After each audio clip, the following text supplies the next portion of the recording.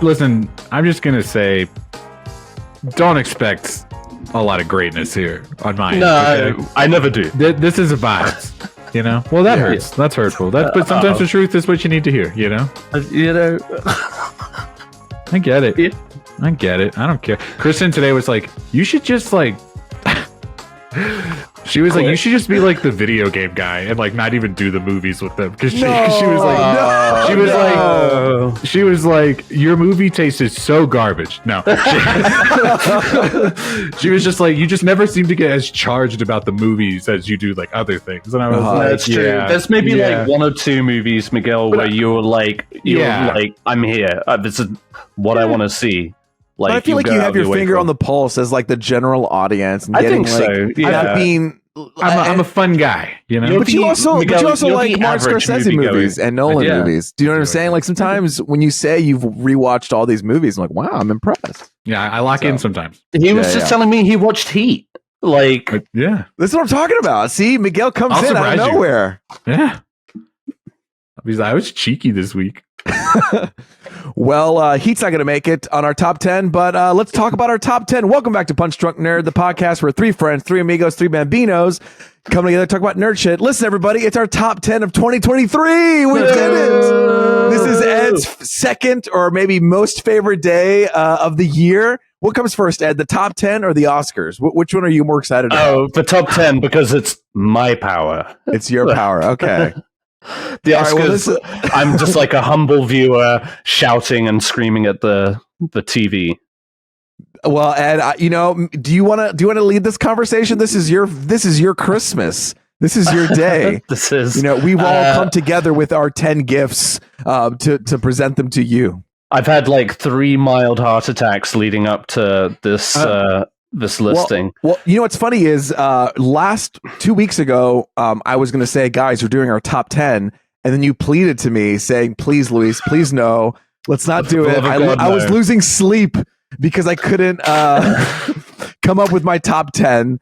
And I'm glad that we delayed it because it gave me a chance to rewatch. And man, my list now compared to 2 weeks ago, very different. Yeah. But I feel pretty locked in now. Like I feel like this is my list now. Oh man, I'm a fickle son of a bitch. I have been changing it every day a little bit.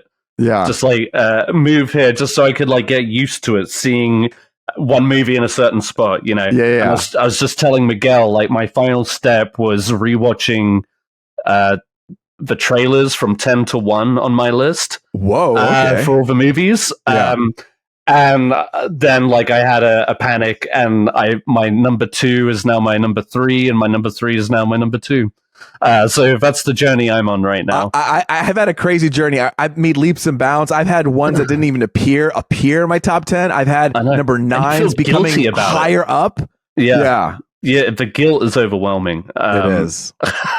Like a lot of great movies we've had this year, I think. Very difficult. Just say, Miguel, yeah, you would be the first one to agree that 2023 was a great year for movies, right? I was having a great time, honestly. I saw so many, first off, and just a lot, just a lot of content to take in this year. A lot of fun. Yeah. What was your grand total? Well, let's see. That list you gave me had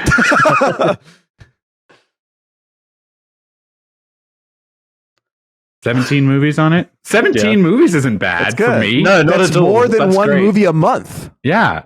And with the AMC A list, you can. No. This episode is brought to you by AMC A list. Sign up now. Give us money. Or just pay for my subscription. Luis, what did you end on? For this year, 2023. Actually, well, it's funny we talk about this because I've never been really serious about Letterboxd, and that's a whole other conversation that I'm going to get into later on another episode. Sure. So I started logging it in here, but I think I'm over here, over 40 something, over 40 movies. Wow. Oh, I'm trying to find it, but I can't. Do you want my exact number? Yeah, if you have Letterboxd. Okay. I do. I know. He said, "What are you, stupid?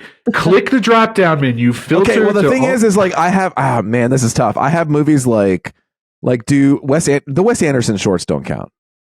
I don't have them on there on mine. Okay, let's not count them. Okay, well, just spitting it out, it says like 47, but then 46 and 45, 44, like 43, 42. I don't know, something like that. So we're probably on the same level. I'm at 44 officially. Like, I got to keep up with you. I told you when we met, you're my Chris Hemsworth, and I'm your Daniel Bruhl in the movie Rush. Right. Oh, yep. He's always trying to keep up with Chris Hemsworth, but he never can. You know. Yeah. And you're gonna. I might have what? I was about to say you're gonna get an awful car crash and scar yourself. Tune into season 3 of Punch Drunk Nerd when I'm actually getting surgery next week, so we'll see how that goes. Did I tell you about that? For what? No. Oh, okay. We'll talk about this real quick. We'll talk about it later. Okay, we'll talk about it later. For that thing. Yeah, you're finally going to make it a little bit smaller, so I can finally breathe. Exactly. Yeah. Oh. Sarah said enough.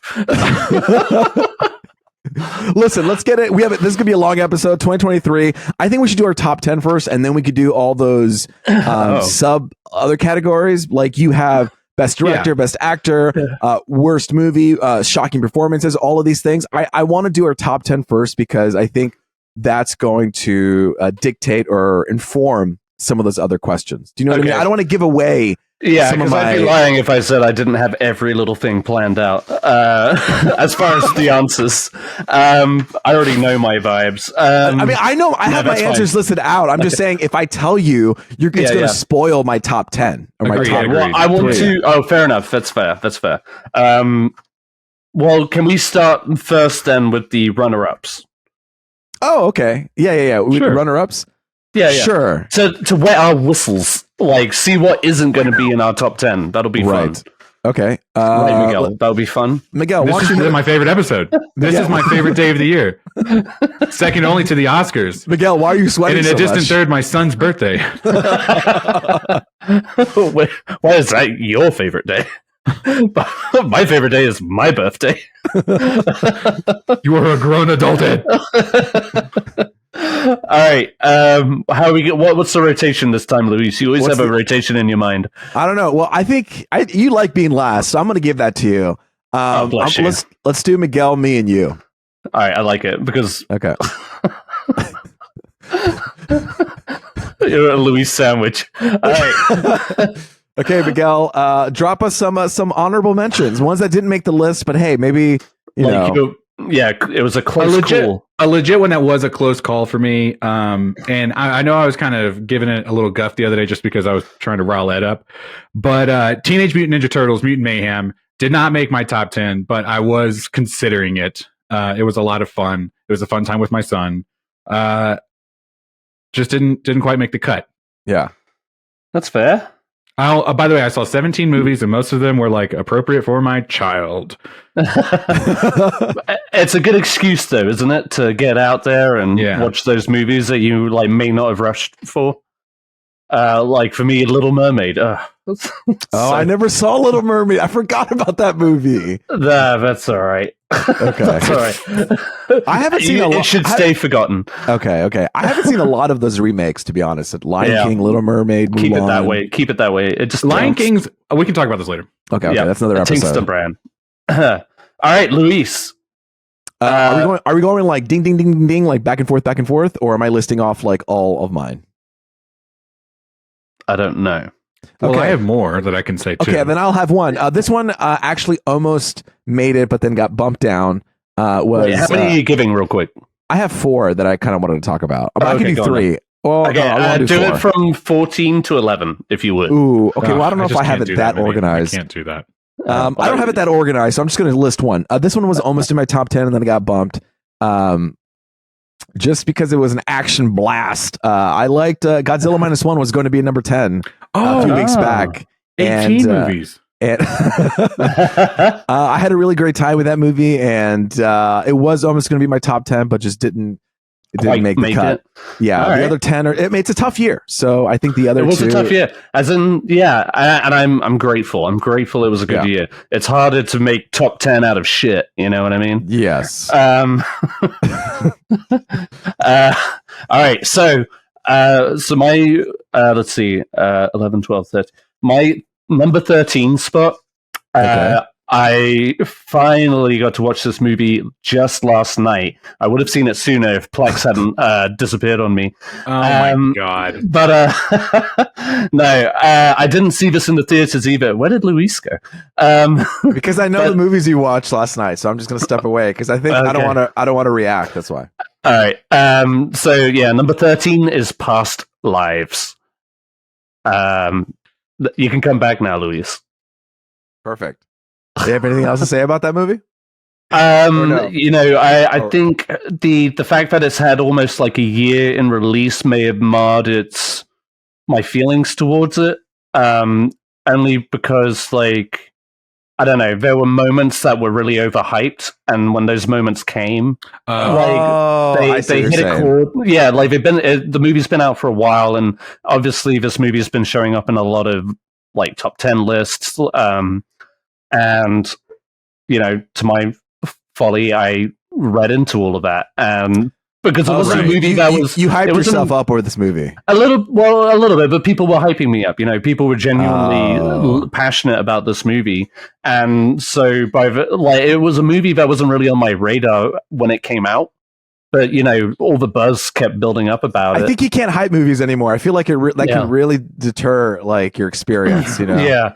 But with that being said, it was like a really just, kind of sad, but kind of sweet, genuine story that was like not very plot heavy, but had a nice premise, and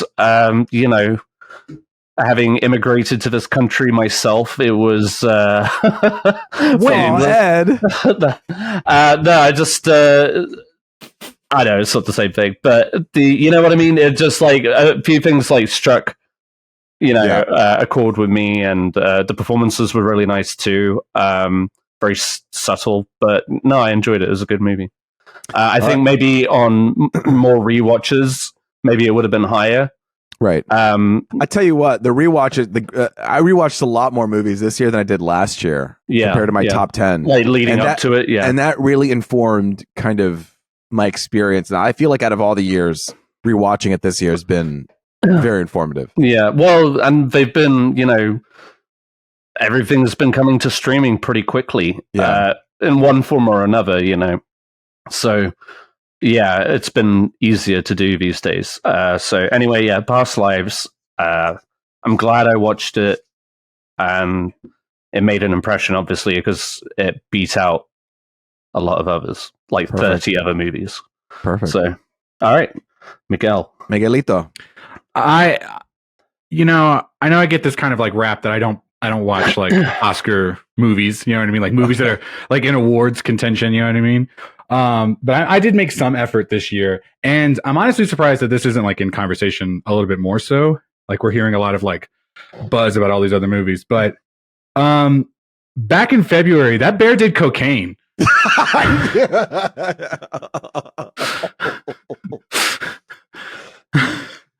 You guys remember that? Oh, yeah. It broke off the season. It broke off the year. It was did. like it really just said, "Welcome to the theater. Welcome back." You know what I mean? All the exactly. Cocaine Bear. No, I was looking at my list and I was like, oh, I actually don't have a lot of movies I can even mention right now, so I'll just say something dumb. I had forgotten about Godzilla -1. That was a fun movie. Definitely, wasn't going to make my top 10, but it was a good time. I was having fun. Yeah. Okay. It's funny. Well, it doesn't matter. Okay, so my other one that I was going to put in here, but didn't get it all the way through. Actually, I'm going to talk an interesting one. Dream Scenario with Nicolas Cage. Oh, I didn't get to see that one. That one was a fun one, and I was like playing with like, ooh, should I put it in there? Should I not? It's like I really don't want to spoil. Like, I didn't know anything about it going into it. Okay, but it's like it kind of has two genres to it, and it's a fun scenario, and you kind of have a fun ride. And Nick Cage is great in it. Great performances. Great little story. It's quirky, and I don't want to say anything. I think you just watch it. I do want to see it. I do want to see it, but yeah. All right, cool, nice. Okay, so my number 12 is David Fincher's The Killer. Oh yeah, that's right. Yeah, I saw this in theaters, and the more I saw it, the more I liked it. It's like actually very funny. The Michael Fassbender obviously carries the movie. It's all mostly him. And in a stacked year, I think if it wasn't quite a good year, maybe he would have been in the conversation some more. But as such, I think this like went under the radar a little bit for a lot of people. It was like a quiet release. It's on Netflix now. But yeah, it just really made an impression. I really just like the methodology to it, like from David Fincher and Michael Fassbender, and it's a cool take on the hitman genre. So yeah, it's a movie. It's another movie. I think a rewatch would help boost it up. Also, I remember watching a VFX thing about that movie, and it's insane to me to see how many VFX shots are in that movie that you think just happened in camera. Yeah. And I'm like, David Fincher does that a lot. I feel like, yeah. That's like more than you'd suspect, right? I guess he does a really good job of it. Yeah. Cool. So yeah, The Killer, my number 12. All right, Rizzler, what's up? You're next. Oh, I don't know. You're out. So, thank you. Yeah, I passed the buck. Okay. Eduardito. To you. No, Oh, it's me. Oh, my bad. Yeah.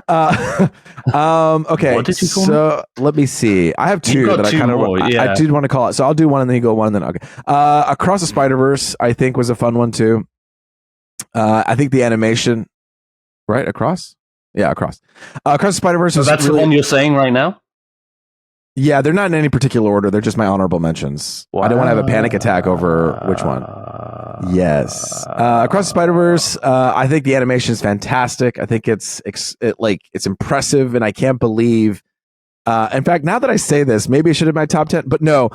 I think the reason why it didn't make into my top 10 is just story-wise. I feel like if it focused a lot more on Gwen Stefani, I almost focused more on Gwen Stacy.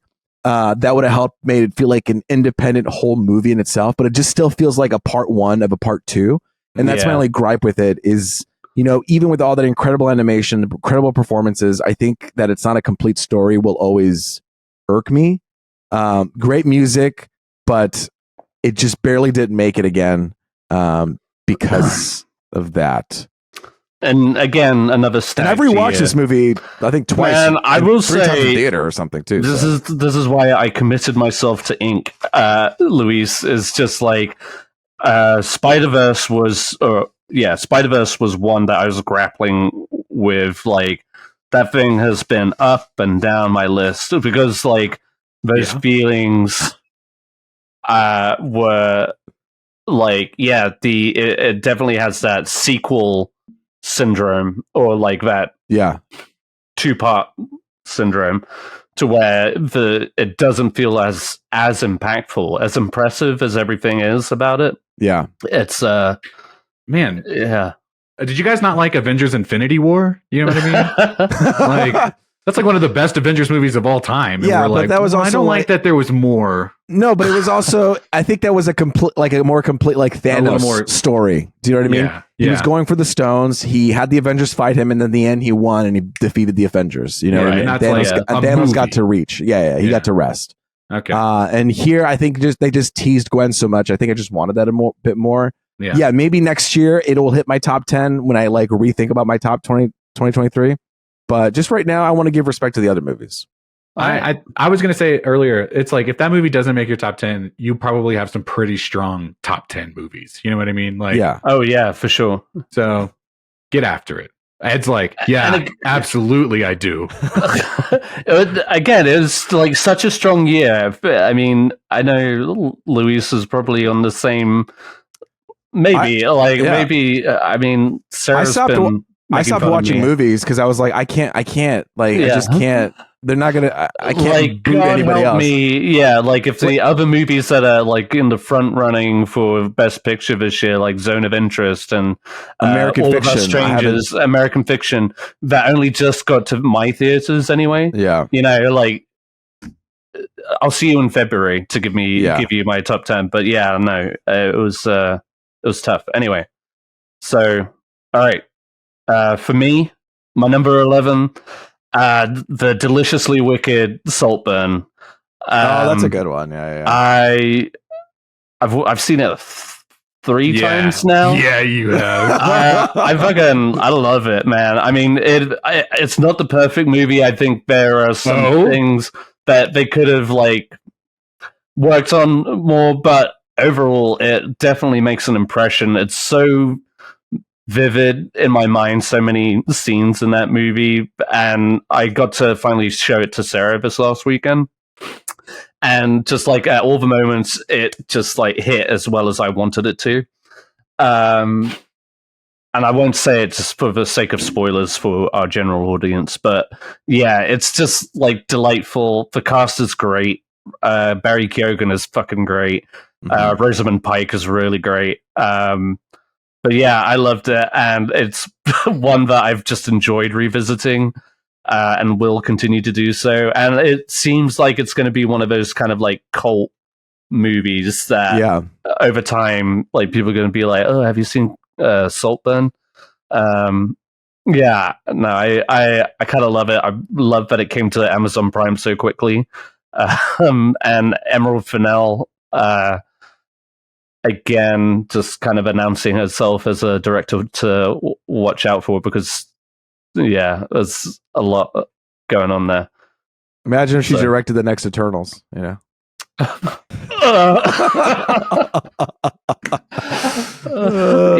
yes, please. That would be your favorite superhero franchise of all time. You know what I mean? The Eternals, yeah. The Dark Knight of the Eternals, yeah. Give it to me. Wow. So yeah, those are my 3 runners up. Luis, hit us with your lucky number 4. Here's the last one. I just wanted to call it out. We talked about it a while ago, and it's a movie I watched when I was on my way to Europe. They Clone Tyrone. It was actually it was a fun movie. I also watched that movie. What? Yeah. That I have not, and I wish I had. Oh, Miguel, look at you! You out Ed. Good job. No, it's a good chuckle, good time. Great performances. There you go. All right, let's jump in, ladies and gentlemen, for the main event, the top 10. Again, we're gonna go with Miguel, then me, then Ed. All right, let me just say, I feel like everybody's gonna have very different opinions, and I'm gonna come out hot. I'm just gonna go ahead and say it. I didn't even really clock this until we started recording, but almost all of the movies in my top 10 are basically blockbusters or big movies that people just saw. Who cares? So these are vibes, baby. Blockbuster Cinema Award. Do you know what I'm saying? Hell yeah. Yeah. The one that people are like, get rid of it. Okay. So my number 10. Also, I don't think that 10 through 1, I don't think these are great movies necessarily. These are your favorites. But they impacted me in some way. That's how it's going to be. Yeah, that's how it's coming in hot with number 10. It's DC's The Flash. Bro. Miguel. Welcome. I tried to prep you guys. Yes. This is not a good movie, okay? But I had a fun time watching We had a fun time. You know what I mean? And I'm going to say a little more later, but I just think it was I think it was a little overhated. I think there was some absolute criticisms. I'm going to have to agree with that. I think it was a little overhated. Okay. But it was a fun time. I texted Luis in the middle of the movie. I was like, this movie's fun. What is the problem? I tell you, this year, everybody was like, hey, we can hate on superhero movies now. And everybody did jump on the hate train for that. Yeah. And look, not all of them obviously were great this year, but I'm just saying, including The Flash, guys. They doubled down. Okay, Ed, I told you. I'm not jumping on any train. I'm allowed to think that it was a bad movie. I know. It's okay. I agree. It's not good. Okay, but I had fun. I know, because I looked at your letterbox. I looked at your letterbox and I saw you give it a 1 little star, and I was like, oh, Ed really was holding back when we were talking about The Flash. I really did. That's what's funny is I remember him being very critical. Ed, did you see Aquaman? Did you like Aquaman, the first one? Oh no, I didn't. Oh, okay. Well, then, goddamn. I tried it, but I couldn't finish it. Because I didn't like Aquaman as much as I like The Flash. I'm trying to think of a movie I'm trying to have a comp here. What movie I think is worse. Anyway, we'll talk about it. Birds of Prey. I mean, strictly DC. No, it's okay. We'll talk about this another day. Yeah, I agree, Miguel. It was a fun movie. I had a good time. I watched it with Sarah's family. They had a great time, and it was a crowd pleaser. Yeah, it's fun. Oh my god. Sorry, my cat. Yeah, I had a great time, and I'm not sorry. And I'm also like, this is also like your cue to the audience. Cue to the audience to be like, oh, don't take him serious. You know what I mean? Every time I start talking, they'll be like, forward. No. Yeah, skip 10. Loop forward 10, yeah. All right, Luis, number 10. Oh, shit. My phone was going to die. Okay, yeah, my number 10 actually wasn't going to be on my top 10. And then after I watched it a couple times, it challenged me. And in the end, I did actually started to dig it. And maybe I still don't fully understand it, but maybe that's the point of the movie. You may not understand what's going on, but the point is to move forward. And that movie is Asteroid City, Wes Anderson's Asteroid City. I think this is the most challenging movie. It wasn't going to be on my top 10 again. But as I watched it, I started to appreciate it like fine wine. And it just grew on me. I don't think it...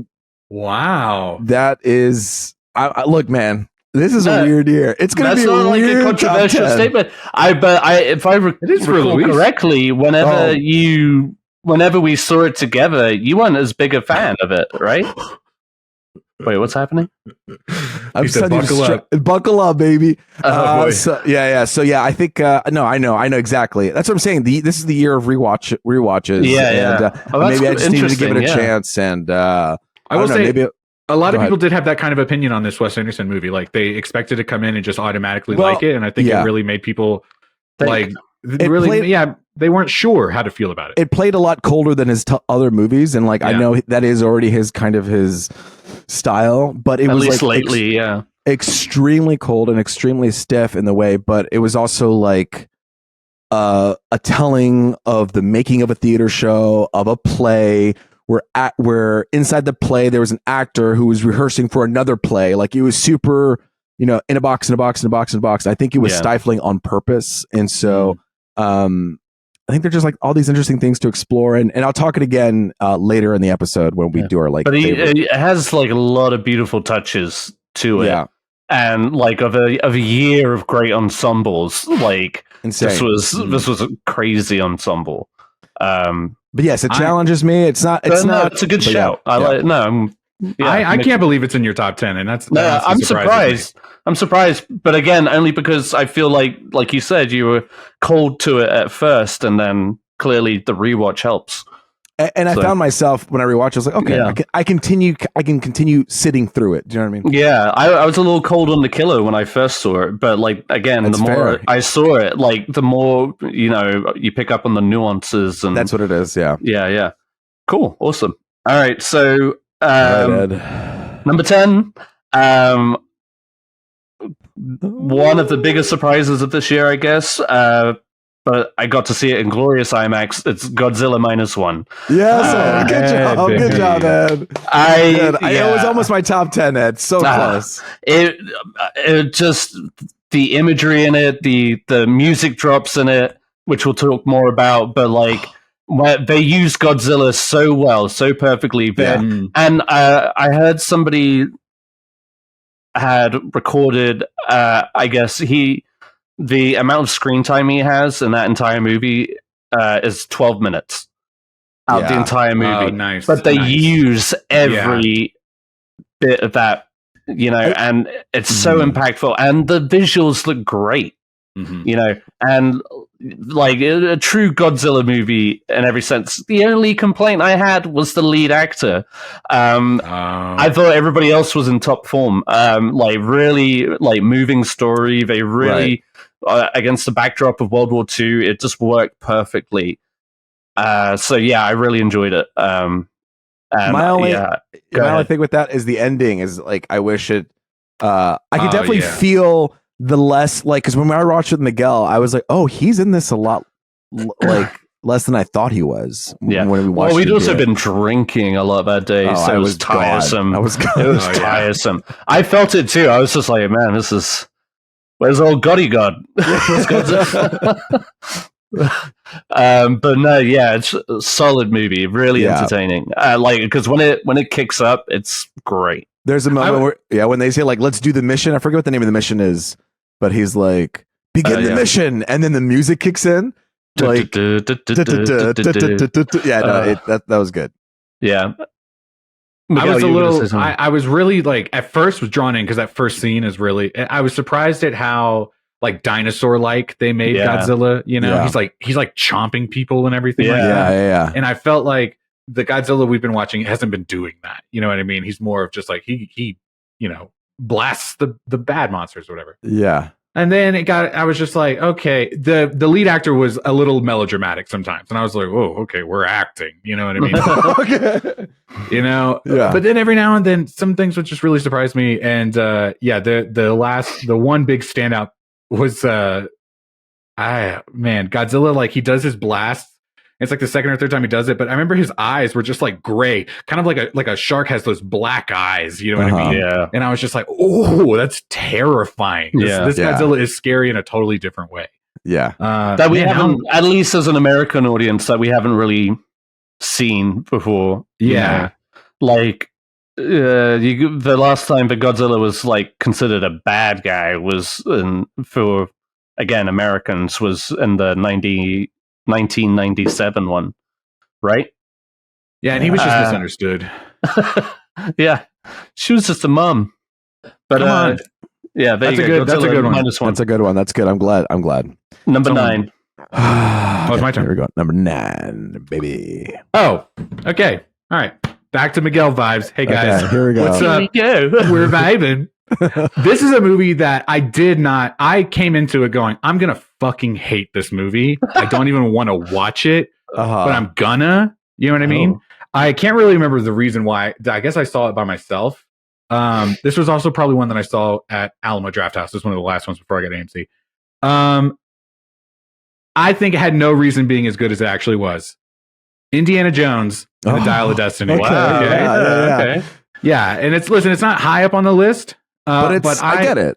I enjoyed it so much more than I expected to. I saw the very first, and I've said this before, Indiana Jones movie I ever watched was Kingdom of the Crystal Skull, so that left a sour taste in my mouth.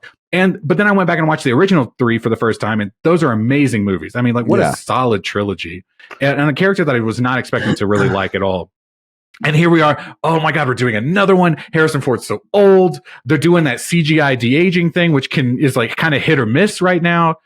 But man, I just had a great time watching that movie. Oh, Phoebe Waller-Bridge, phenomenal. Please. She's so good. Okay, and I never saw Fleabag, but I tell you what, when my wife sits me down and goes, "We're gonna watch Fleabag," I'm gonna be like, "I'm ready to go. Let's do it." You need to. Yeah. She was so charming, so fun. Yeah. The character, it was an Indiana Jones movie, you know what I mean? Maybe not like the perfectly crafted yada yada, like it, I'm sure like diehard fans have complaints. But man, I had a great time. It was a little darker than I expected it to be as well, you know what I mean? Yeah. Especially in the beginning, which I feel like is on brand for Indiana Jones. So I'm not going to overtalk it. Number 9, we're vibing. Perfect. The good old vibe. All right, my number 9. This is actually going to be higher up, and then after rewatch, I did bump it back down. Oh, okay. So, but not to say, I think there's some good performances in here, but some wonky thing. The Iron Claw. So the Iron Claw is my number 9. I remember going into it, and I was like, I'm loving this. But that was after I watched Napoleon, which was. So I was like, oh my God, actual direction, actual character. Yeah. Listen, we have so many good movies, and this was going to be higher up, but it's landing here for now. No shame on this movie. I think Zac Efron delivers an incredible performance, especially at the end. I mean, I got teared up there at the end. I think one of the things it does well, as for me at least, was like the brotherly connections. I think if it fell short anywhere else, it wasn't that. Like, yes, and I think that was the whole point of it. Like, in the grand scheme of things, the two things is the brother, that family connection, and then I think the other thing that I applauded for is just some of the intentional cinematography that went into it. I did a good time with that, and I was like, I felt a little bit inspired by that. But obviously it has, it's not a perfect movie, but the biggest, we haven't been able to talk about this movie, but the biggest complaint I had about it was not the biggest, just trying to be funny, really, but it was a genuine distraction, was Zac Efron's face. I just found myself staring at it, not in a good way. I was just staring at it. I was just like, man, he's done something with his fucking face. I don't know what it is, but like, it's barely emoting right now, like for most of the movie, and then at the end, obviously, and I guess that is the persona of these guys, but like, it was distracting, man. I was just like, fuck me. I was just like, man, like, and that's like, sometimes it could be jarring for an actor. You can't see past that, you know, chiseled fucking. He was also fucking dracked. I couldn't believe it either. He was like, holy Christ. But I feel like that wasn't, and I listened to an interview today with the director, but like, I think that's just how he generally looks these days. You know what I mean? Yeah. Like, but you know, more power to him. It was a good role for him, and he did it well. So you might say in the Iron Claw, its iron flaw was the iron jaw. Nice. Thank you, everybody. Mark it. And with that, we are closing our podcast. We can no longer reach any higher. It will never get better than that. Yeah. You can have that one for free. Nice.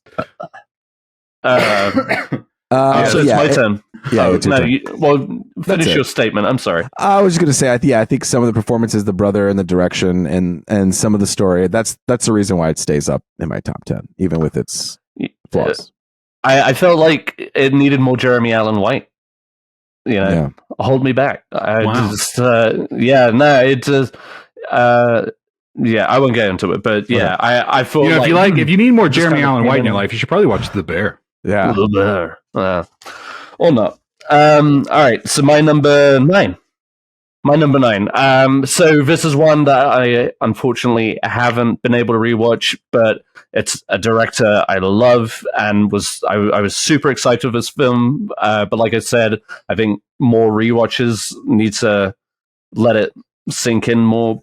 But it was delightful nonetheless. It's Poor Things from Yorgos Lanthimos. I was so psyched for this film, and I was not disappointed at all.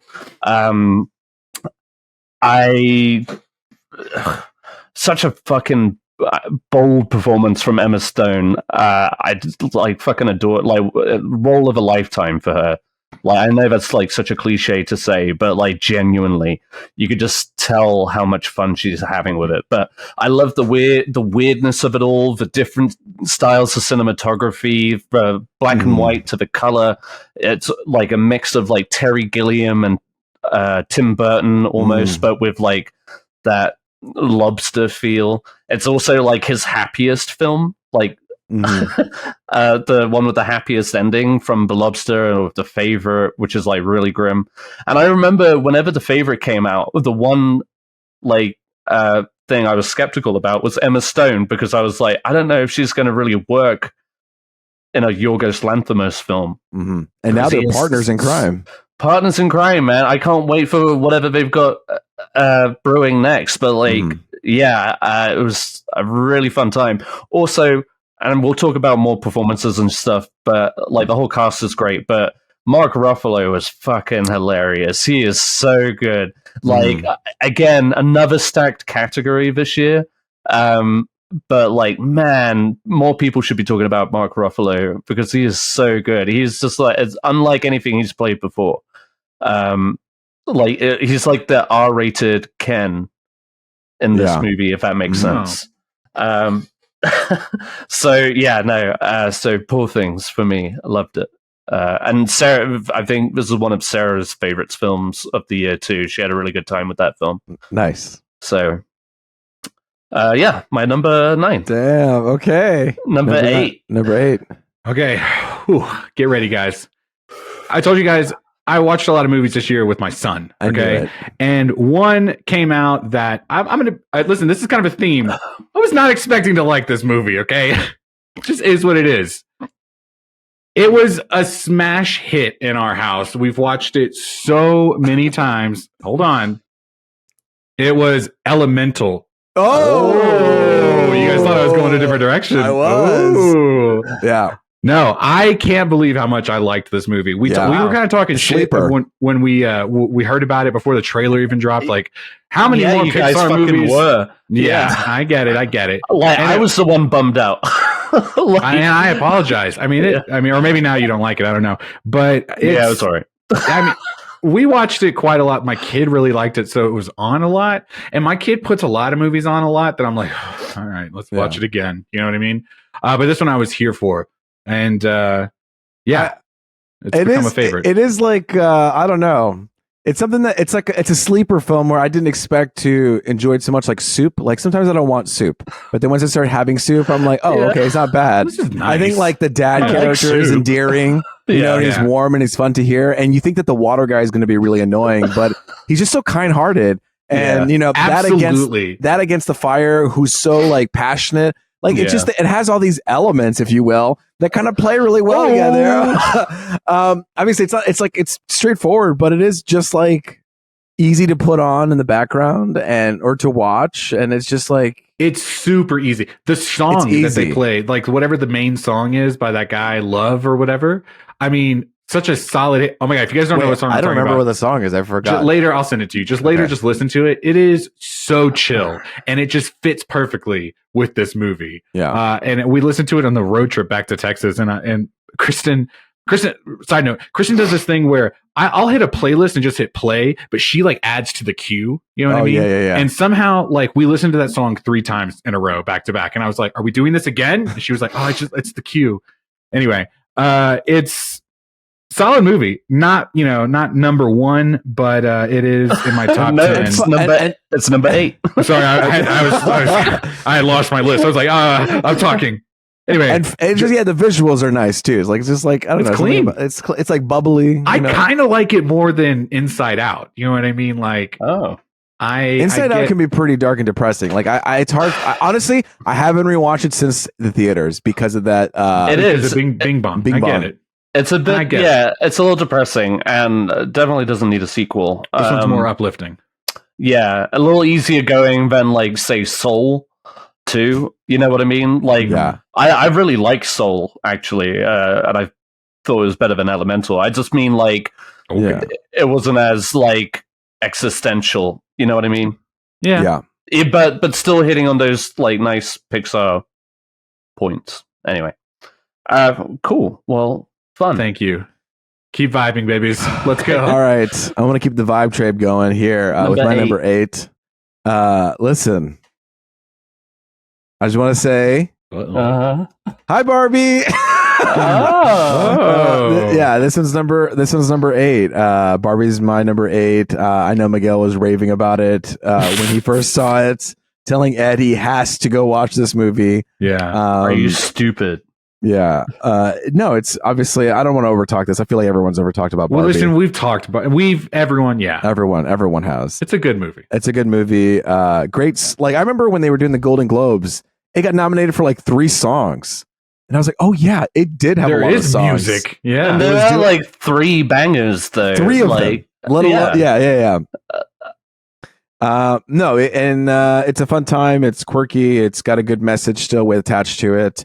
And it's visually cool. It does a good job of, being blockbustery, but also cinematic, you might say. Okay. Yeah. Tossing it to you, Ed. All right, my number 8. I've mentioned to this guy mentioned this to you guys recently. Why do you keep breaking down into laughter when I start talking, Luis? I don't know. I'm just nervous. I just get nervous, Ed. Something innate in us. Whenever you talk, we just want to laugh at you. I get Oh shit! He's talking again. If we didn't laugh, we would just cry. No, okay. So I've been hyping this movie up to you guys lately. A tiny little gem from my home country, Rye Lane. I forgot about that. Yeah, I knew you would. Is it rye like the whiskey? Yes. Okay. I genuinely think all of you will like it, including your spouses. Okay. I got to watch it with Sarah the other night, which was my rewatch of it, and all the jokes hit just as well. Sarah was cracking up, and yeah, I mean, it is a very British movie, but not in the hoity-toity kind of way. No, totally. It is a lot of fun. It's hilarious. For a small little rom-com, like a low-budget rom-com, like the cinematography is gorgeous. The costumes or the clothes like really pop. The scene, like the production design, really pops out, and it just like was a really nice, sincere story. The main characters, played by David Johnson and Vivian Opara, they have great chemistry. Like it's contagious. It's a really delightful film, and I would implore everybody to watch it. It's on Hulu. It's an hour and 45 minutes. Like, it's a great time. I'll say this: people from the UK, Ed, you guys get made fun of for a lot of different things, and rightfully so. But your UK comedy, all right, the UK comedy scene is genuinely hilarious. Like, I have been surprised at how many times I have like tears in my eyes laughing from some of the things you've shown us. So, a British person, yeah, I would throw this on this list simply because, like, okay, I could see this being a good time. So it's an easy watch. Suggestion. I love hour 45. Yeah, baby, let's go. Yeah, exactly. At home. Oh, I can put my phone down for that long. So that's my number. So that's number 8. Miguel, number 7. Okay, you guys. Here's another blockbuster. All right, it's lower on the list, but I tell you what, it had a gut punch, and was surprisingly, you know what I mean, it had legs. I couldn't believe how long this movie went for the summer. Okay, I'm talking about the hit of the beginning of our summer movie list, Guardians of the Galaxy Volume 3. Oh, yeah. Okay, I had to throw a Marvel movie on there. We are a nerd podcast, okay? And surprise again, just gonna say it, wasn't expecting us to like this movie. And it took it to another level. You know what I mean? I'm surprised that they were able to end it on kind of a dark note, but was true to the characters that they had set up, and James Gunn's last hurrah with Marvel. It was a fun time. I did try to rewatch this movie. I did have to turn it off. It is sad. You know what I mean? Yeah, I know. I was like, oh, okay. Like, my kid's getting into some of the Marvel characters, and he really likes Groot. So especially like the baby Groot stuff. You know what I mean? So I was thinking when the movie came out, like, should we go see this movie? I'm so glad I didn't take the family to go see this movie. Absolutely not. That would have been a tough car ride home. Yeah, just seeing animals being tortured, mutated and destroyed. Like, no, it's fake. I promise that doesn't happen in real life. Yeah, man, just get ready. If you're like, wow, Guardians number 7, just imagine what 6 through 1 is. Okay, that's a good one though. I think it's tough. I think it's on your list. It's a harder pill to swallow. That I mean, I think it does a good job of wrapping up the trilogy. I think it's a good movie, and I think it's just a difficult movie to watch. You know. Compared to the other, it's one of Chris Pratt's better characters. You know what I'm saying? Yeah. Yes. 100%. Yeah. Star-Lord. Yeah. Thank you guys. Thank you for joining me for my number 7. All right. Oh shit! It's my turn. All right. Listen, the movies are getting good. So this one was going to be shit up until now. No. This is getting tough. This was a little bit higher, but then it got bumped down just because my feelings started to change on a few movies. But this is a director that we all love and someone we've already ranked before.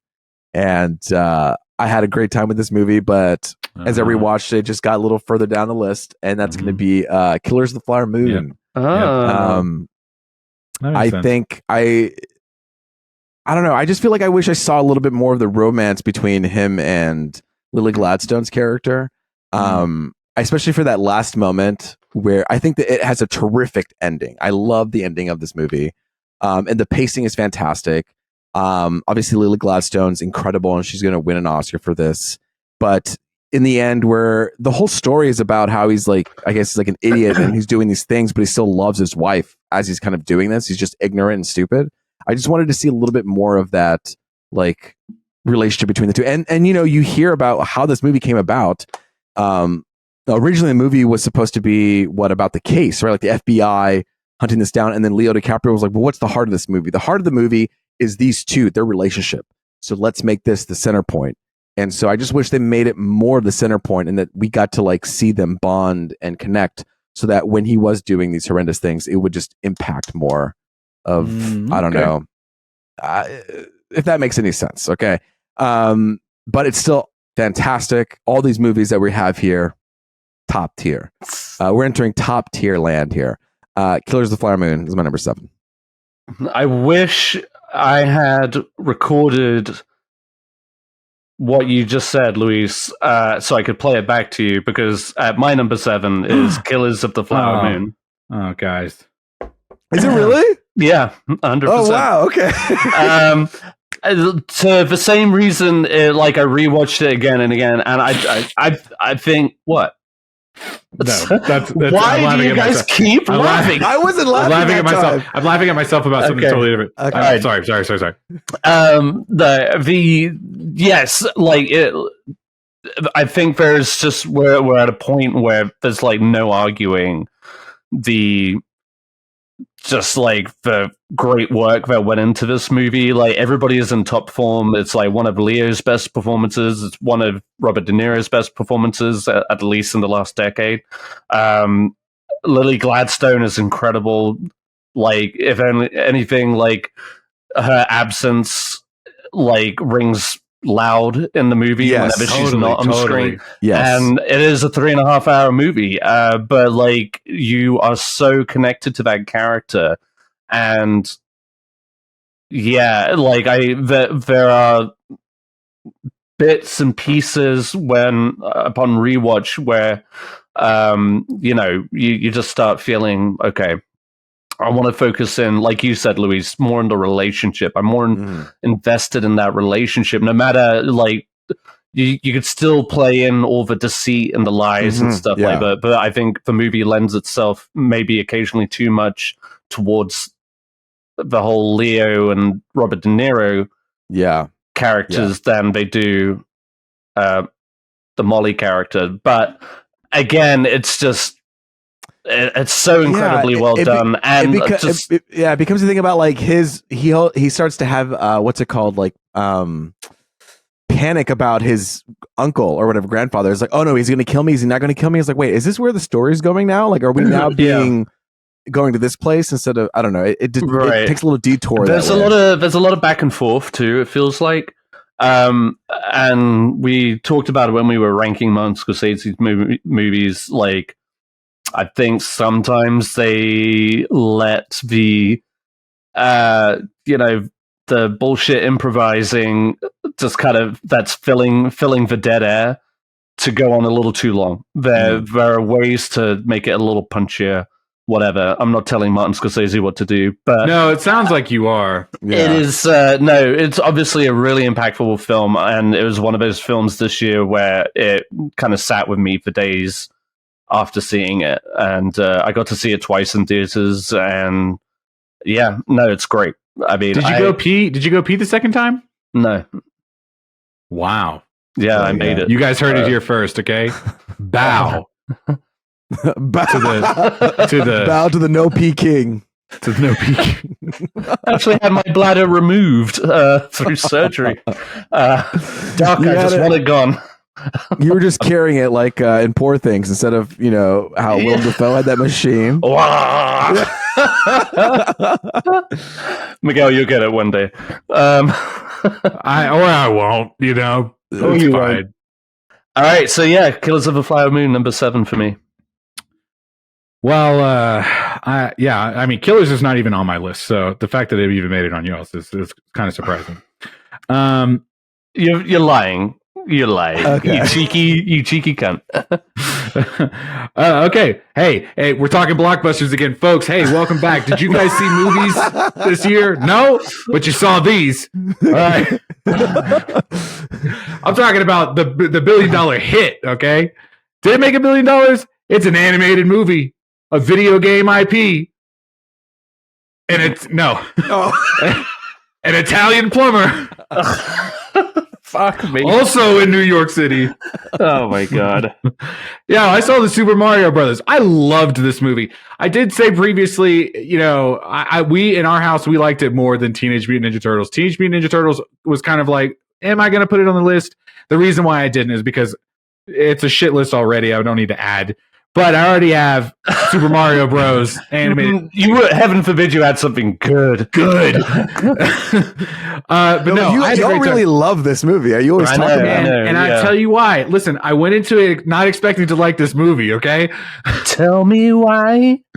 Chris Pratt, I hate Chris Pratt, okay? I don't want to see movies with him. I don't want to see him. Based off your list, I like, what's number one, Garfield? I saw 10 movies in 2023 and they were all Chris Pratt movies. No.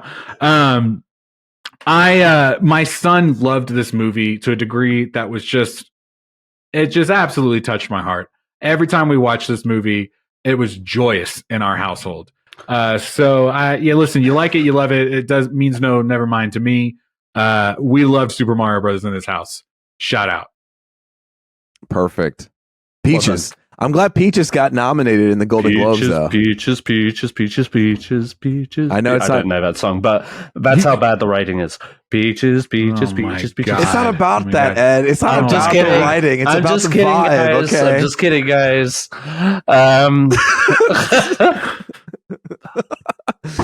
It's okay. We're going to disagree. We'll disagree on other things too later in this podcast. That I didn't want to bring up. Oh, no. Oh, okay. He's like, no. Okay. My number 5. Obviously, Across the Spider-Verse was a fantastic movie. That was our number 6. We're doing number 6. Oh yeah, sorry. Number 6. Okay, so obviously number 6. Across the Spider-Verse, fantastic movie, great animation. Obviously didn't make my top 10, but animation movie did make my top 10, and that was The Boy and the Heron. I think this movie, again, like I said, it speaks subconsciously to you. I think the animation is incredible. A lot of jaw-dropping moments, and it just speaks so much to life and life after, and kind of like, how you handle, I don't know, controversies. It's a good movie. Okay, just watch it. I'm not gonna break it down right now. Tell me more. Yeah, okay, yeah. It was good, and then it was good, and then it was also good. Yeah, I wasn't here when you got to talk about this movie, and I sure as fuck didn't listen to that podcast. But no, I'm just kidding. I didn't listen to it, but not for this reason. And for these reasons, I'm out. But it is one that I really do want to see. I'm only just kind of getting onto Studio Ghibli. So it's like, bear with me. It has my curiosity, and I will see it. Obviously, people are raving about it. It's been a great year for animation, and I will definitely talk about that later. This movie moves, so you got to keep up. You know what I mean? When you watch just real quick, I feel it. If I'm not wrong, HBO. I thought HBO had like a hub of Studio Ghibli for the longest time. Do they not? It still does, or they don't? Yeah. It still does. Okay, so I can go there and watch these projects. Yes. Yeah. Okay. Kid-friendly one, My Neighbor Totoro. Just saying. Right. The other ones that I've been told can be a little intense or a little dark sometimes, so be wary. But no, I do want to see The Boy and the Heron. Did you see the dubbed version? No, I saw the subbed version because I just wanted to hear the actual performances. Yeah, that's the way to do it. I think. I think so too. I mean, I know, but the thing is like, out of anybody who does good dubbing, it's them. Yeah, and so, I was going to say that's fair. They do put in a lot of work in doing a really great performance and that stuff. So either one that you watch, I think it's okay. I just had had a chance. They had a great voice cast for the dubbed version. I mean, right? Okay, yeah, I was just curious. But yeah, it's like other movies, it's very fantastical. It speaks to a lot of themes for different age groups. It's like a coming of age story for different age groups. Okay, let's toss it on over to Ed. All right, well, I'm going to continue this animation trend on number 6. Let's go. We've mentioned it a few times. It's Spider-Man Across the Spider-Verse. Yes, sir. Did you see my list? No, I'm just guessing. You said animation. He's ready to see it on our lists. No. So this, like I said, this has been kind of up and down. Really, the part one thing was what was holding me back about this movie. I did get to watch it one more time. I've seen it a lot, and I enjoy it every time. Like, it hits every time. Like you said, the Gwen Stacy stuff is great. Visually, fuck me. Like, you could just like hit print on so many frames of that movie. It's so gorgeous. I loved the Bombatin scene with the Indian Spider-Man. Yeah. I really like, surprisingly, Jason Schwartzman as the Spot. Is really so good. good. He like and terrifying. Terrifying. At the end. Yeah, I'm so psyched to see where that character goes. So like, yes, they set up a lot. It was it feels like a long movie, but and it's bold in that regard. I feel like they really lean into the character work on this one, like between Miles and his parents, Gwen and her dad, which that shit hits every time. But yeah, no, it's it's endlessly entertaining. Just like slightly below the first one. The first one having the luxury of being a standalone movie. But of course, now we just can't wait until the next movie. But that is also its biggest issue, I feel like. So, I don't get that.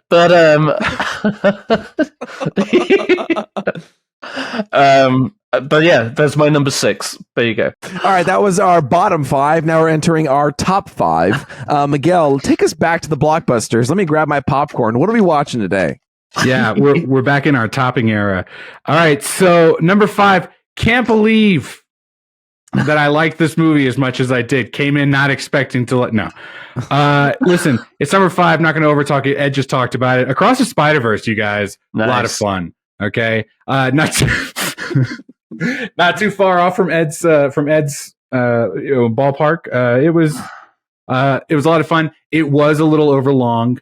I appreciated the cliffhanger ending until I realized that meant the sequel was going to come out 5 or 6 years from now. So we got a little bit of a wait, but I'm ready for it.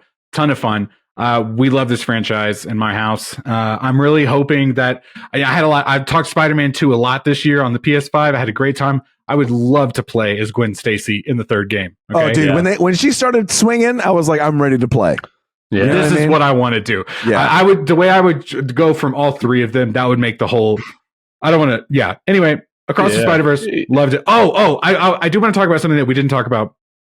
Ed, I guess you're not a fan of music.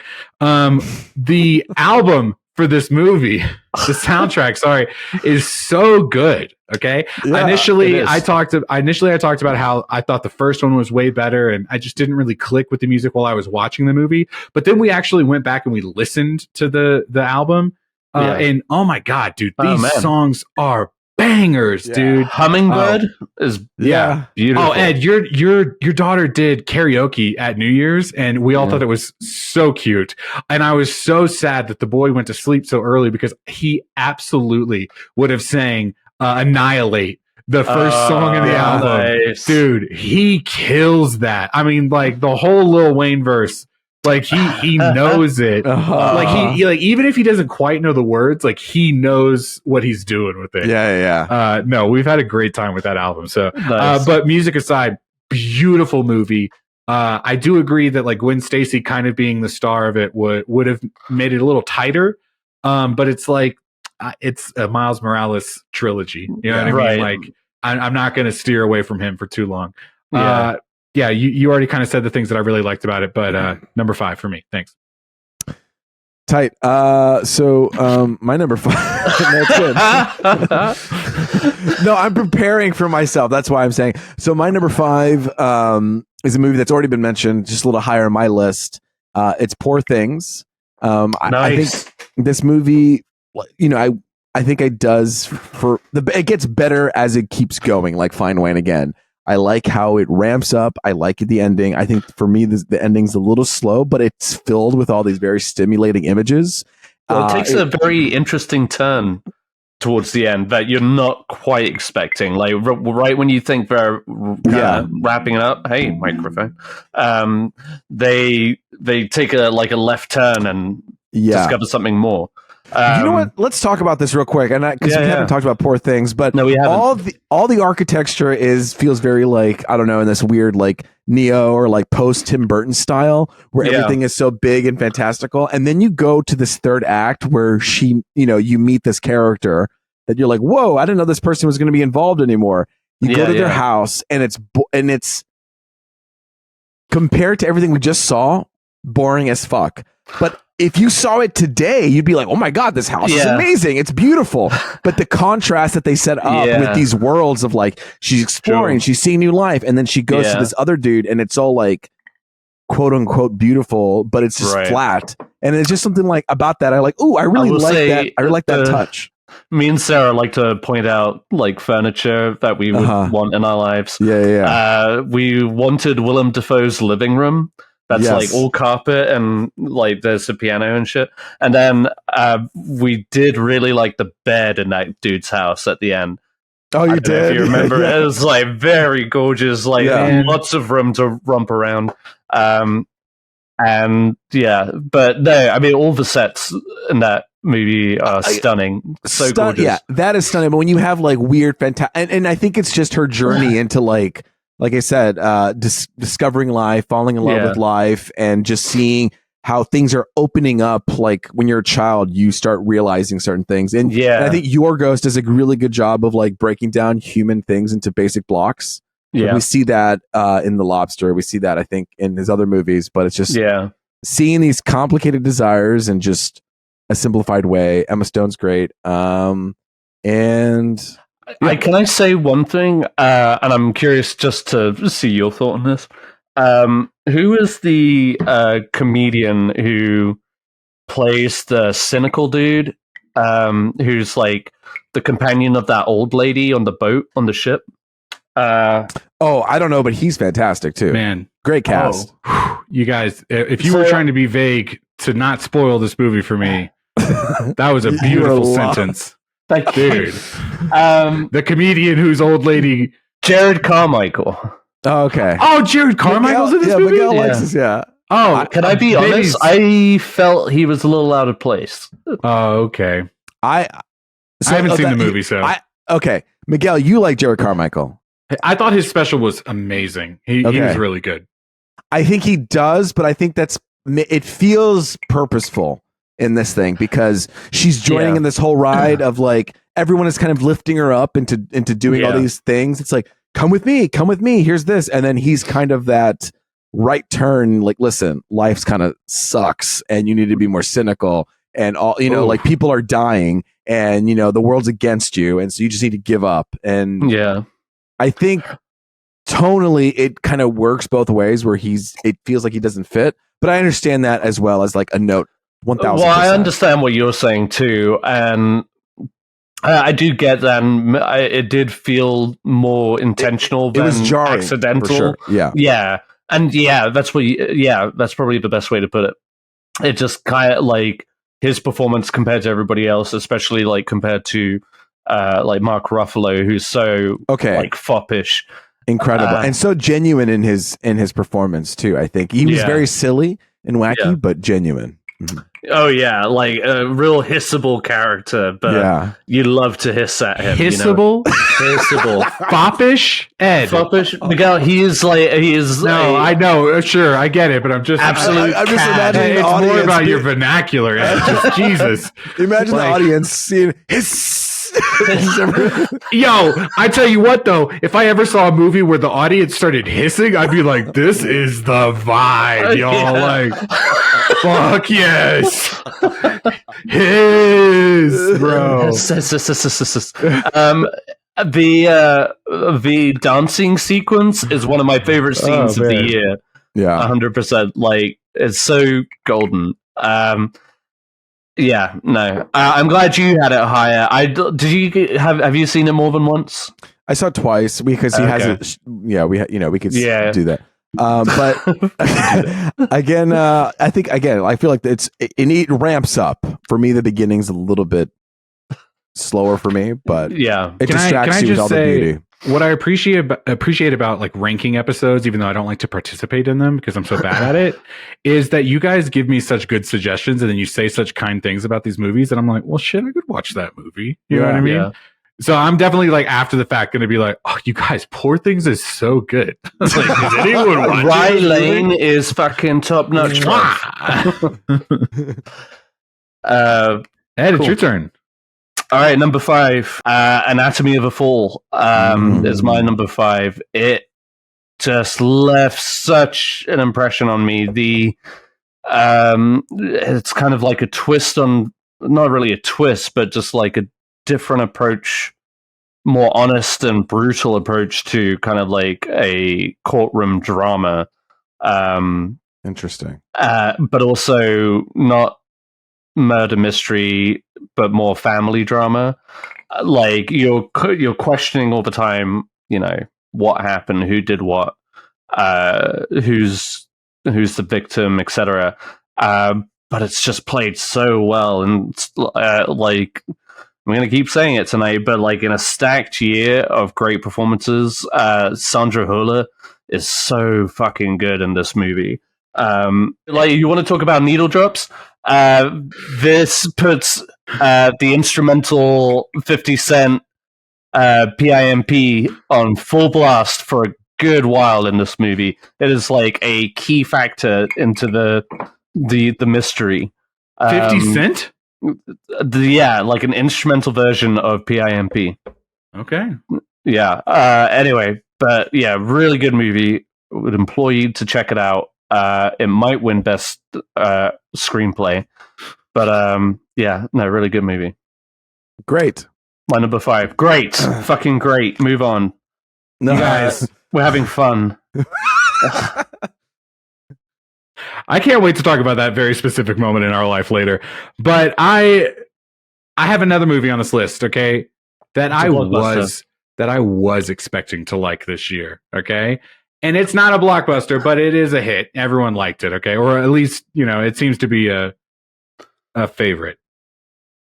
You guys, I can't believe how much... No, I'm just joking. I can't believe how much I loved The Holdovers this year. Oh, what a great movie. It was Christmas. It was nostalgic. It was a performance. You know what I mean? It was like... it was a tight script. The pacing was beautiful. I'll mention trailers a little bit later, but the first time I saw the Holdovers trailer, I was like, oh, a vibe. Like they are going for something that movies don't do anymore. And Kristen makes fun of me because I say this all the time. We'll watch a movie and I'll get really locked in. I'll be like, they just don't make movies like this anymore. This is like a prime example of that. Yeah. And Paul Giamatti is phenomenal, but so is the entire cast. And it kind of diverted my expectation a little bit because the first act, it feels very like, oh, this is what we're doing. And then they really kind of hone into the characters. And no, listen, if no one else wants to talk about this movie, that's okay. I get it. But I enjoyed this movie. We got to rewatch it the other night. Sarah watching it for the first time. It's a great movie, like a nice warm hug of a movie. I think. A nice warm hug of a movie, Ed. Yeah. Yes. Like an elevated Christmas movie, if you want to. But it's funny. It's sincere. I love Paul Giamatti. I always feel like he's completely underrated. So I'm glad he's getting like his dues with this movie. And Alexander Payne working on, just like what he does best kind of thing. He's like a true American director. If I can say, like, he's just like a good old fashioned American filmmaking kind of director. I don't know. He is of a genre of his own. You know what I mean? Yeah. I think I was talking about it when I first saw this movie. Just like, of course, he includes like a road trip in his movie. Like he has in pretty much every one of his movies. Absolutely. Again, it just feels like you guys remember Triangle of Sadness? How like every act, all of a sudden we were like doing something wildly different. This is not that. This is not 100% that. But in a small piece, that's how this movie felt. You know what I'm saying? A road trip movie, a segment. Wow, we're really doing a couple different things here. Yeah, but every time I was in it, you know, gentle. What I mean? It was gentle. It was gently done. Can I really quick tangent? I swear to God. Okay, go for it. Paul Giamatti won the Golden Globes and he went to In-N-Out right after. We all saw the thing. Right. Okay? Yeah. Ed, Luis, Miguel, where would you go after winning a Golden Globe? What fast food restaurant would you go to, Ed? Oh man. Fuck. I mean, if I lived in California, it probably would be In-N-Out Burger. In-N-Out. But you don't. But I don't. Oh man! Ed, with the quickness I was over here talking about this. McDonald's, man. Ew. No, I love a hot and spicy. You can get a BOGO right now. Luis, you won the Golden Globe for whatever category. California. Fast food, go. Honestly, I'd probably say McDonald's too. Get that quarter pounder. I've been hitting those quarter pounders a lot lately for a while. I would never tell, baby. Wow, I know. Lately, something's been protein. unlocked. It's been unlocked this year. I think it's that mustard. I think it's that pickle. Nice. I think that's they're that also tangy doing sweetness. that like buy one get one for $1 more kind of thing. Yeah. Oh, I didn't do that. Exactly. No, it's a sweet. You get that deal. quarter pounder, and you get I don't know. Something else for like 29 cents. You're like, I'll eat two of these burgers. Yeah, it's like juicy and cheesy, and then that tangy pickle with the mustard. Wow. And the onion really makes the quarter pounder that a little bite. Yeah. Mm-hmm. Yeah. Add the bacon. That's too much, Ed. That's too much. No, it's a menu item, my baby. Cool. What would you do, Miguel? For me, if I win the Golden Globe, I'm jumping straight into the burger verse. I'm going straight to Sonic. I'm driving my car. No, we had a bad Sonic experience in Texas recently, but I have been having great Sonic experiences on my lunch break at work. Okay, there are no Sonics next to me. That's the sad thing, and so it's just very hard to find a Sonic here. Another quick tangent. I tell you what, living in Colorado has changed my life because fast food is sparse. You know what I mean? Yeah. Like it is not on every corner. I cannot just go and get it. And it has helped me tremendously. No, a double bacon cheeseburger from Sonic, you guys. Ooh-wee. Golden Globe to me. All right. Thank you. Okay. Hey, sorry. You know what? You know what's funny is how do you like that new mic? Go ahead. Number 4. Okay, Louis. my number 4. Listen, it's funny how sometimes me and Ed connect on movies. But this time it's me and Miguel. Because my number 4 is also the Holdovers. No way, dude. Oh man, I was like, I guess no one wants to talk about this movie. I mean, I it's so funny. I actually just recently rewatched it, and as I did it, I was like, oh my god, I actually really like this movie. It's so good. Yeah, it's I don't know, it's really enjoyable. It's honest. I feel like it's just like it's honest, it's picturesque, it's humans being humans helping each other. Yeah. And it's like we're all going through the shit. Yeah. We're all also like helping each other. It's set to hell with like expectations. Like it's not trying to that one trailer was all you needed to know what that movie was. Absolutely. And you know, I think people embrace that. Yeah. It's just such a war, like even when people are little shits, people are being warm. And I think something about that is endearing because people aren't perfect, but people aren't also total assholes. And so to see that play out and to see it being play out so earnestly and genuinely during that time when you're not being distracted with kind of social media, it's just like, it's nice to take a step away from the modern world that we're in back into the past. Do you know what I mean? And we weren't filled with so much distraction. So, and again, then you take a little break, and then this is just Paul Giamatti walking in the snow with folksy music. And I'm like, yeah, I did want that a little bit. It is like a moment, right? It is. It captures a moment in time for sure. Yeah, and like it makes me want to go and listen to the music, like to the whole soundtrack itself, and just like jam out. Ed mentioned Christmas movie earlier. I said it on the podcast when we talked about it. To me, this became like an instant Christmas classic. Like And Thanksgiving too. It's got that. Yes, lovely it absolutely fits into that window. Yeah. You guys add this to your list. If you don't want to watch it now, watch it next year in the holidays. Like, it is a solid movie. Luis, dude, when you said it, I didn't want to get too excited, but yes, I'm so happy. And it, honestly, I think this one originally was on my number 10, then my number 9, and then I rewatched it.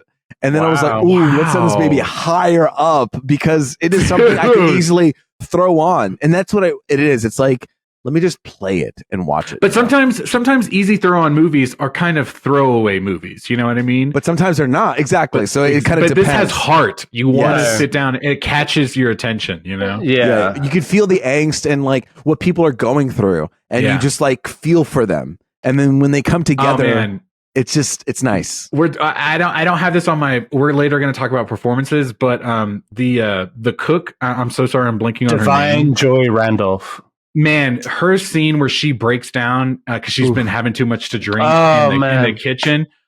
Oh my God, you guys, talk about movies, because I was watching it while I was working. And luckily that day was a little more quiet, so I was sitting down a lot. But I mean, like, focused in on that moment. It was so good. She's gonna 100% get that. If she gets anything, she deserves it, because that was a solid moment. Because it wasn't, never mind, we don't have to overtalk it, but that was my honorable mention for a performance for the year. I can't believe I didn't think about that. She was so good. I feel like she's a shoo-in for supporting, and then I think Lily is for performance, leading. But leading. I'm so let's just I will say the holdovers didn't make my top 10. It was number 15. I'm okay with that. Yeah. Number 15, not great. Not bad. Not great, not bad. Not great. Not great, not bad. I mean, like, if I did like 2 more like Luis did, I would have given it a shout out. Yeah. But no, I'm glad you guys out of the 40 movies you saw, it's top 15. That's something. It's still really good. Yeah. No, I had no qualms with that movie whatsoever. But you didn't have any qualms with this next one either. Ed, what's this one? Guys, you're going to love me for this one, or you're going to hate me for it. I have not shut up about this movie all year. So it's your number 4? My number 4. I can't stop talking about this movie. It's the best. My number 4 is because I wasn't sure how I was going to take it, but it blew me. It just won my heart. It is the Teenage Mutant Ninja Turtles. Oh, baby. Okay. I just have such a good time with this movie. Like the visual style of it is so unique to itself. In a year that was like with great animation and like very unique styles across the board, like this one really just like grabbed me. I love the way this movie looks. The soundtrack is fucking awesome. It has like at least 2, maybe 3 great needle drops. I said whenever this movie came out, like, I wish they had leaned in more to the individual characters of the Ninja Turtles, but with what I got was better than any other Teenage Mutant Ninja Turtle movie prior to it. So yeah, I have a great time with it. I think it's hilarious. Like, the cast is great. The voice cast is great. I gave you guys each a Mondo Gecko for Christmas, and one of my favorite characters of the year. I'm sorry, Ed, I don't mean to interrupt. Can I please just talk about my son for 2 seconds in this movie? Just because I want to relate to you what you're saying right now. Okay.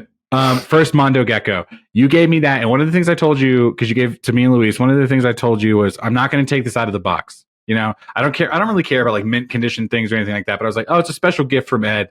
I'm going to hold on to it. I'm going to display it. Okay. It's already been opened. Okay. I immediately gave it to my son. My son, I packed it away with some of the Christmas stuff that we traveled back with. And we opened the box to get some toys out for him. And he saw that and he picked it up. He said, "What is this?" I said, "Oh, that's for Daddy." He was like, "To share, though, right?" You know what I mean? Miguel, can I tell you though, I would not have gotten that for you if I didn't think that you were going to share that with Forrest. And I appreciate that, because he really did have a good time with it. Yeah, Lily's is up on her dresser. I bought every Mondo Gecko that hit the stores. They were like, "Oh, somebody likes the lizards." Okay, yeah, all right. But yeah, well, good. I'm glad. The only other thing I'll say is for Christmas, he was kind of in a Ninja Turtle mood, so we told all the family Ninja Turtles. Ed, you gave him the Michelangelo from this movie, Mutant Mayhem. Yeah. And he loves that guy. My mom, I told her Ninja Turtles, so she bought Ninja Turtle action figures on Amazon or whatever, and it was the Michael Bay Ninja Turtles. Oh, no! When he opened it up, tell me why he said this in the room while he's opening it up. He goes, "Why do they look like this?" I was like, shut up. Oh, it's great. Thank you. Say thank you. I mean, why do they look like that? He's not wrong. He's not wrong. So I didn't mean to cut you off, but that was just like my Ninja Turtles 2 cents for the Ninja Turtles. Yeah. He was charged there up. It is, number 4. That's amazing. I adore that movie. I love that scene when they're like, what are they? They're like getting information, and it's that montage, and they're just like cutting back and forth. No and diggity. Every time they like kick the door open, it's the next Ninja Turtle. Yeah. And then you have like the cut between like the 4 crime bosses like pointing and saying, "Go get them," and they just like the weird looking shaped people and characters. I love the character designs on this. Good design, good capture. Obviously, like they wanted to do it, and they achieved the goal of having them act like teenagers. Like that is young absolutely, teens. absolutely. I said this already, but when we were first watching it, initially I was kind of like taken out of the movie because all the pop culture references, and I was like, oh, they're doing pop culture references. But then after a while, it just became like, oh, they're like I said this already, but they're stuck in the sewers. They're on their phones. They're watching movies. It's like their whole life is pop culture. They're being genuine right now, and so the more I saw them do it, the more I kind of got into it. And I will talk about a scene later. The ninja training was from a Jackie Chan movie, like how self-referential is that? And I love the Splinter origin story. Like he has his best friend was a cockroach, but one day he died, and so I ate him. It's just like, man, it's so good. It just like had me grinning from ear to ear. And Miguel, you were talking about how much Forrest loves Super Mario Bros. This was the same for Lily. Like we both had like a great reaction to this. She loves the soundtrack to it also. That's awesome. She loves the characters. We obviously went as Teenage Mutant Ninja Turtles for Halloween. Like this made me a believer. You know what I mean? And that's crazy because I feel like a year ago we were saying like, Ed, name the Ninja Turtles, and you were like, I don't know, Dramamine. You know what I mean? Like Dopey. No, but yeah, no. Malanta, I don't know. It's such a great time, great movie. So I'm glad you guys liked it so much, and I'm glad Lily liked it so much too. Yeah, and Forrest, I guess, obviously. I have a personal note to tell you later, but whatever. Okay. Let's go. All right, number 3. All right, top three. Oh, here we go. You guys, okay, I said blockbusters, but I'm coming in with like absolute bangers on these 3. You're going to go like, duh. Of course you watch these movies, okay? And of course, they're your top 3. All right. I don't know how anyone else feels about these movies. Haven't heard anyone talk about it, though. My number 3 movie of the year. Great time. Great experience. Couldn't stop talking about it. Christopher Nolan's Oppenheimer. Come on, you guys knew. You guys knew it was going to be top 3. Yeah. Okay. What a movie! What's funny was we were back in Texas at my in-laws, and they have a huge projector screen, and which is like basically my like little mini IMAX. And my father-in-law was like, "Oh, is Oppenheimer good?" And I was like, "It's amazing. You got to watch it on the biggest screen possible." And my wife goes, "Why?" Really? She said that? She was like, "Why?" And I was like, "What are you talking about?" She was like, "Miguel, there's like one scene." And I was like, "Okay, you're kind of not wrong. I guess you could watch it on the TV downstairs. You know what I mean? If you want to do like a little computer monitor TV, but I mean, but no, Oppenheimer was solid. Just one of those movies. I keep saying it. You just don't expect to do as great as it did. You know what I mean? phenomenal casting, stacked cast, especially coming off of Tenet, which wasn't my favorite Nolan movie. Yeah. And kind of Dunkirk, which also wasn't my favorite Nolan movie. To come out with an absolute banger, one that just I was so gripped with, couldn't stop, watching. 10 out of 10. Loved this movie. So did Chuck watch it? Not while I was there, but I was trying to get them to watch Killers of the Flower Moon and Oppenheimer, because I was like, I feel like this will resonate with this group. Right. And it just never happened. I had to see you guys too much. Aw. So sorry. I had a great time. Nice. So yeah, Oppenheimer, I mean, sounds like I'm going to hear it elsewhere. Let's go. Okay. Listen. This is what I want to know. Number 3. I think we're talking our favorite movies. I do think that this movie, I can't believe what I'm going to say. And here we are. Let's say it. We're going to say it. Yeah. But my number 3 is going to also be Oppenheimer. I've rewatched this a couple times. And listen, I'm an idiot. Okay, first off, I'm a dumb ass idiot. I don't know what was going on when I watched the first time. But I'm gonna be honest too. Listen, I don't know what was going on during that time. So when they were throwing out words like communism and nuclear physics, I was like, what? No. Which one now? Which one? There was a war with the worlds? Is this the Tom Cruise movie? No, I think it was just honestly like I'm dumb, and there was a lot of words being thrown out, and it was very hard for me to catch up. I was like, wait, what's happening? And so it made it difficult for me to put the stakes in perspective. And after a while, I had a conversation with Sarah, and she helped me put things in perspective. And so I watched it in a new light. I put the subtitles on. I took a second. I was able to pause in moments where I needed to pause. I've rewatched this like 3 times. So now, after watching it and able to catch all the nuances and the way it jumps back from the fission and the fusion eras or whatever, like the court case, not the court case, the senator hearing, right? The thing. Yeah. And his whole journey and the weight that he carries from like, listen, he's just a romantic, naive person who wants to just make science. And he has this like, maybe they won't use it to kill people. And then guess what? They do. They did. And so you begin to understand where he comes from. It's just like, listen, and Strauss and him are 2 different people who see each other in 2 very different ways. And he's like, no, Oppenheimer was doing this, and he would have dropped the bomb again. And Oppenheimer's like, no, I would never have done that. That was never my intent. And it's just the way that these 2 people see each other. Scruples about one, but not the other. And it's just like the first one brought about my moral scruples. To prevent the other. Like, it is. But that's unpatriotic. That makes you a communist. Like if you're and the thing is like he was just exploring ideas. It wasn't like people were just so black and white about it, where they were just saying you are communist, you are not, you are one way, you are left or you're right. It's like I'm kind of fluid. I'm theoretical. Like I explore all things, and I'm just exploring ideas. And he was very like patriotic. At any moment when he was like, "You need to stop doing that," he was like, "Okay, I'll stop doing that," or "You need to get in line." It's like, "Okay." And he was afraid to do it, but he really wanted to explore, and he wanted to put into theory what he had in theory into reality. And you know what? Cillian Murphy, fantastic. Emily Blunt, Robert Downey Jr., fantastic. So good. These are the people who are going to win Academy Awards. I think this movie is going to win the Oscar.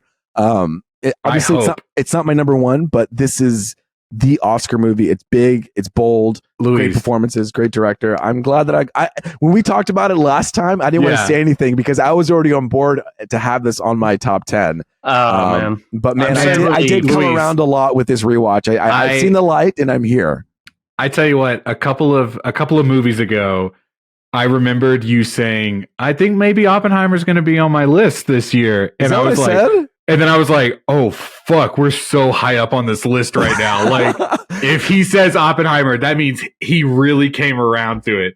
Dude, that's stellar. Love very it. happy, very happy. I like I said, I'm an idiot. It took a little time, but here I am. So now it makes sense because you were like, buckle up because you put Asteroid City, and that kind of blew my mind. And you were like, no, buckle up because this was the one I did not expect to be so high, and it was a little bit lower. And then after a couple of rewatch, it bounced higher up. I was just like, yeah, no, I think this one outweighs the other ones. So. Again, another shout out for performances. I didn't put her on there. Emily Blunt has like a standout scene in this movie where I remember being like, you're going to get an Oscar nom for this movie for this scene alone. It's this one right here. Yeah. But she's great throughout the entire movie. The thing is, if Lily wasn't around, she could have taken it. Yeah. You're not wrong. Lily's in the leading. I wouldn't. Oh, she would be Emily, supporting. I wouldn't call Emily, supporting, but Lily was in the supporting race for a while. Yeah, no, I mean, I agree with all of that. I you agree so much. I shout out to Matt Damon too. I thought he's great. I know like Robert Downey this Jr. is the most important thing that's ever happened in the history of man. The history of the fucking world. He really goes hard on that line, though, doesn't he? Yo, sometimes, really goes hard. Listen, sometimes Matt Damon is acting. You know what I mean? But he's good at it. So you go, so good at it. Yeah. It's kind of like Bryan Cranston. Bryan Cranston sometimes is like, I'm acting, but it's Bryan Cranston and he's fucking nailing it. And you're like, well, he's technically amazing right now. Yeah. So this is the most important thing in the history of the world. He said, I read my line and I knew that was a one take line. You know what I mean? He was like, I got it. The most Chris said, let's do it. He said, no, I got it. I got it, Chris. The most off-putting line from anyone in that movie is him. Josh Beck. Like when you first meet him, he's going in just for a meeting with Oppenheimer, and then he hands his jacket to his assistant and says, have that dry clean for me. Like, that will take time. You're just having a meeting with this gentleman. You're gonna be leaving shortly. How long the fuck is he here for? Yeah, who do you think? He's like, I don't understand the science, so I'm gonna be here for days. Yeah. It's so unnecessary. But you know they're just trying to pronounce that character, but whatever. Well, if that's how he treats his assistant, how is he going to treat him? You know what I mean? Yeah. All right, number 2, 3. Also, let me just say, sorry, I'm 3. Yeah, you're 3. I just want to end on this one thing. I think because I'm going to talk it up again. A lot of acting can be like, oh, that's good acting. It's just like really big and bold and like yelling and like Daniel Day-Lewis, you know, like where's my boy, you know, kind of situation. And here, Killian is like subtle and clean and nuanced and quiet, and it's just like he's doing a lot of good work. In this movie. Internally. Yeah, on the IMAX. I'm going to bring this back up again later. Sure. All right, my number 3, guys. All right, Ed. Thank you, baby. I want to point out you guys have both matched your 3 and 4. Uh-oh. I am not going to continue that trend. He said, for my third one, Teenage Mutant Ninja Turtles. For every Oppenheimer, there is a Barbie, and my number 3 is a Barbie. Guys, I think this movie is a bit of a miracle movie, and as I came to the realization over the holiday break, is that Greta Gerwig is my soul voice, I guess. Like, it's like she understands what it's like to have a relationship with your mother, your sister, whatever. Just like she gets me. And like, as much as I was taken with Lady Bird, I was taken with Little Women, which I wouldn't have believed in a million years, but it was so devastating to me. And then in a good way though. And then Barbie, like every time I watch this movie, and I've watched it quite a few times now, it hits on those emotional notes every fucking time. You're not stupid, Ed. Every time I see it, thank you, Miguel. Every time I see it, like there are some things that I could nitpick about it, like where certain stories just kind of wrap up or whatever. But like overall, the fact that they got away with this movie is insane. Yes, that's true. But it just makes me so happy for everybody involved. Like Greta Gerwig, like has the attention of the world right now. Margot Robbie has proven herself as a producer and actress. Like this movie wouldn't have happened without her, kind of thing. Totally. The Greta Gerwig, Noah Baumbach, Ryan Gosling, all of it. Just so profoundly, just an incredible watch. Just it's a miracle that it exists, and it's a miracle that it is as good as it is. You know what I mean?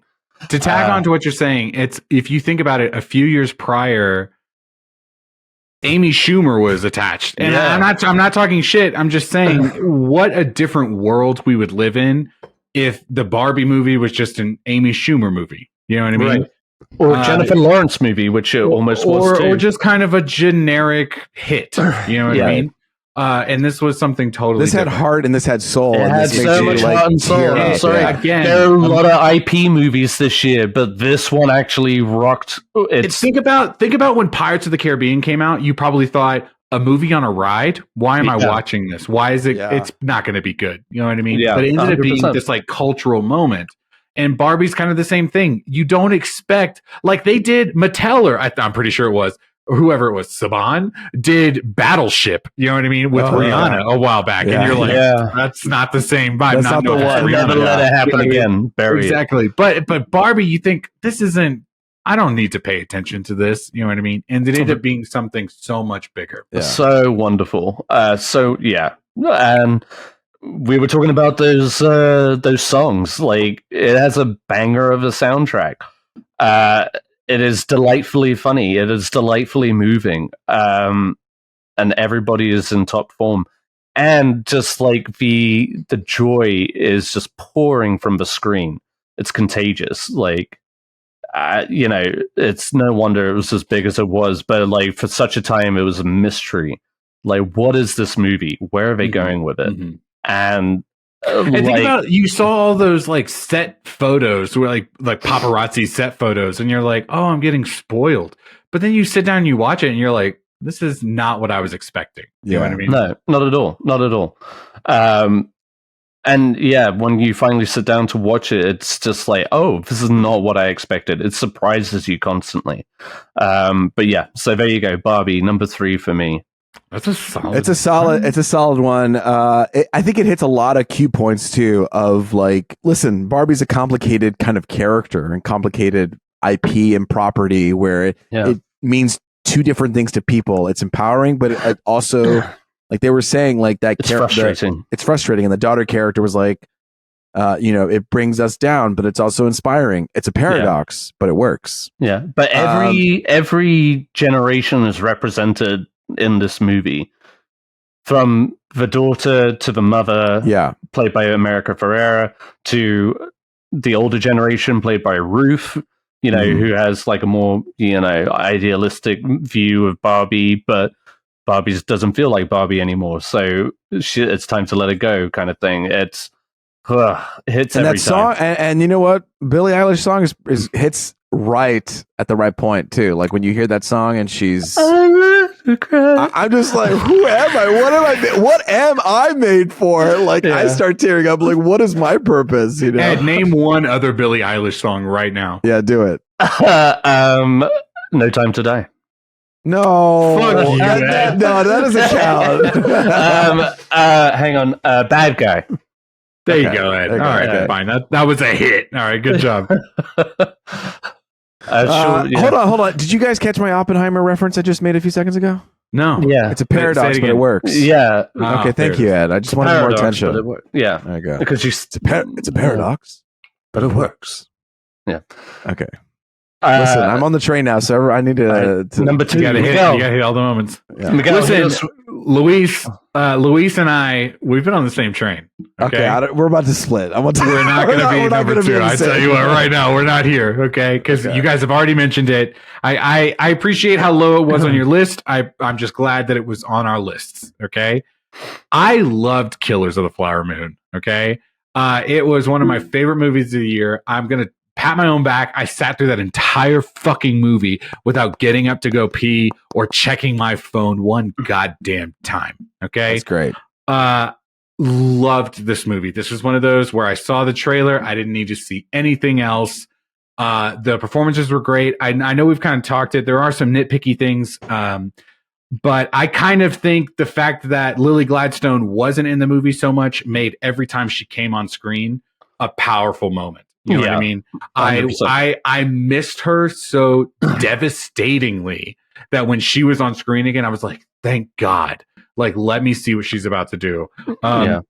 It's so great. So great. I mean, it was just like, I've never been so locked into a performance where I go, she has to win the Oscar for this movie. Because she's doing something that I haven't connected with. And she's just so grounded. And it's so genuine. It's just like she woke up that morning and said, "I'm living this life. I'm living it." Yeah. And it's the fact that she's a relative like unknown. I mean, and she's against Leonardo DiCaprio through most of the movie, and she's sitting there fucking showing up every single time. You know what I mean? There's never a moment where you go, "Oh, Leo's really carrying this scene." In fact, it's quite the opposite. Every time she comes on, you go, whoa, dude, like she should not be this good compared to this 20, 30 year career of Leonardo DiCaprio. But she comes in and just makes it look so effortless. That's what I've kind of loved about this season is that Leo has been kind of just like, here she is. Like, and it's 100%. Which is refreshing because there were so many years where Leonardo DiCaprio was like, I'm going to win this Oscar. You know what I mean? And now it's kind of like, and he's just so good in kind of an ensemble role. He's a standout character, but he also knows how to fit into the story. You know what I mean? Mm-hmm. Right. And be where he needs to be. A couple of nitpicks about him, but not so much his acting, just so much more at the casting. Killers of the Flower Moon, solid movie. I'm not going to overtalk it. My number 2. Great. Oh shit, it's my turn. Okay. So like I said, Oppenheimer, I think is going to win the Oscars. These two are more personal to me. And man, when I saw the trailers for these top 2 movies, I knew I was locked in. Let's go. I was ready to go. So let's go to number 2. This number 2 surprised me and was fascinating. And it took me places where like, wow, you really made an impression on me that I didn't know you could visually. You created a new precedent and you did the genre well by imbuing it with a good story that usually the genre doesn't do.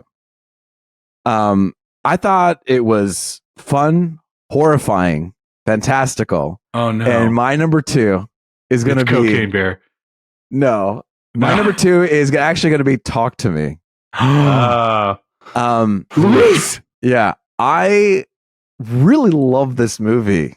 I think it was impressive how much these directors were like, these are newish directors, but like we're going to talk about favorite moments and I'll just say it right now, but that montage where they're doing the hand bit and just this visual language, creating a new visual language that hasn't been done yet, where they put the hand and the camera spins back and the way they're able to pull this emotion, this performance from all of these actors, creating a new language is impressive to me. It was shocking.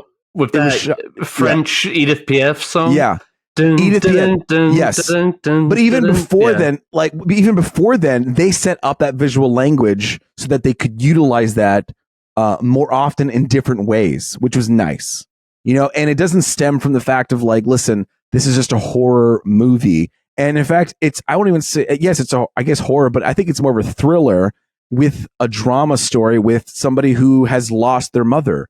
And the whole thing is her just trying to reconnect with her mother. And because of that obsession, that is her downfall. And it takes her down this dark road where listen, if she wasn't so obsessed with the hand, maybe she wouldn't be where she was. Yeah. And so it's an addiction. It's and it is definitely play like an well, addiction. Yeah, it plays so well into the the modern culture, TikTok and stuff like that.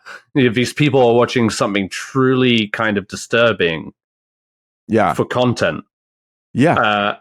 And that it's very distressing. So I literally just watched this today. I know. And it makes me sick to say it, but I was watching it on my phone. So I think, but it had I was gripped like the whole way through. Watch it with the lights off, full screen, and when you hear that, like, just when you see all that, like, it's rough though, man. I don't know if I could. What happens to the little brother? Yeah, Oof, that was an audience moment. You want to talk about audience moment? That little brother, when it happened, everyone was like, and I mean, listen, I maybe I'm spoiling now, maybe I'm overhyping, but I got to talk about this movie now. Yeah, so like of the year, like I think I only really saw 2 true horror movies, this and Evil Dead Rise. So what? What are you rolling your eyes at? Why are you rolling your eyes? No, I'm sorry. I'm just so excited because I just saw that it was an hour 35 minutes. Okay. I'm sitting here going, I think that's pretty good. I'm ready. No, that's not an eye roll. It's more of like a elation. Miguel just came. No, okay, well, cool. That's Miguel. Luis, you like your horror. You do. I do like to dabble. I'm not like a horror fanatic. I don't know. I feel like I'm coming into it a bit more, and I think it just. I think a lot of times it doesn't have a lot of spirit and soul, and I feel like it attached it with new visual language and great performance. All those 3 things made it. It was a tight movie. Like, it got it done quick. And the landing point hit. With the direction, like, you really felt it too. Like, it wasn't just like a run of the mill, teenage horror slasher or whatever. Like, there was care. It establishes itself very quickly and very fluidly. Like, you're already on board. Like, you get it. They don't have to go. They don't waste time trying to explain every little thing. But fuck, it's powerful. And really. I will summon up the courage to rewatch it again. Yeah. But I did enjoy it. Yeah. I'm trying to find out, can I watch this before I go to bed tonight? Is that like it's on too Plex. Is it too? It is spooky. With the vibes. Is it too spooky? Okay, yes, it is very spooky. Yeah, you probably you'll probably be like thinking about it at night. Just like, but some it's only images. an hour and a half. Like, I could stay up. Yeah, but some images you'll be like, oh no, it's distressing. You're gonna be. It is distressing. Okay. I also don't want to hype it up. Listen, I'm not hyping it up either. Like, there are moments. It's not I'll tell you it's not why intense all the way through. Do you know what I mean? There are moments where it is. Here's why I know there are some lulls. Is because, Luis, you fainted during this movie, right? And it was clearly not that good. Do you know what I mean? I also was very dehydrated and not like in a good place. But yeah, that was crazy. That was wild. Ed, are you fucking about to tell us your number 2? I am about to fucking tell you my number 2. Let's go. I don't think anybody is going to agree with me on this. I was really smitten with this movie, and I did not expect to be. I caught it on the big screen, thank Christ. Because it was like one of the best experiences I had in the theater this year. As weird as it got with the lady sat next to me. But it was Maestro. It is Maestro. Okay. Yeah. No, I and upon rewatching this sober, I still was greatly moved by it. It is such a sweepingly gorgeous film that is so confidently made. Like, Bradley Cooper really caught my attention with this, and again in a stacked year, like, he would be like one of my top choices for best actor too, up there with Cillian Murphy. Like, he really gives it his all. The passion and devotion to this character of Leonard Bernstein is just like pouring from the screen, and is so just mesmerizing. The music is on point. All the Leonard Bernstein scores that they throw in there to score the movie in itself, it just works so well for the character without falling to the usual biopic trappings. And Carey Mulligan is phenomenal too. Again, would be like in the top choice for best actress. Like it's just like a gorgeous film, and it really just like it hits. And this was the one that I last minute moved up to my number 2 because after rewatching that trailer, it really like. Whereas like Barbie, I adored. It was so much fun and it's unique and bold. Like I can't really find any fault with Maestro.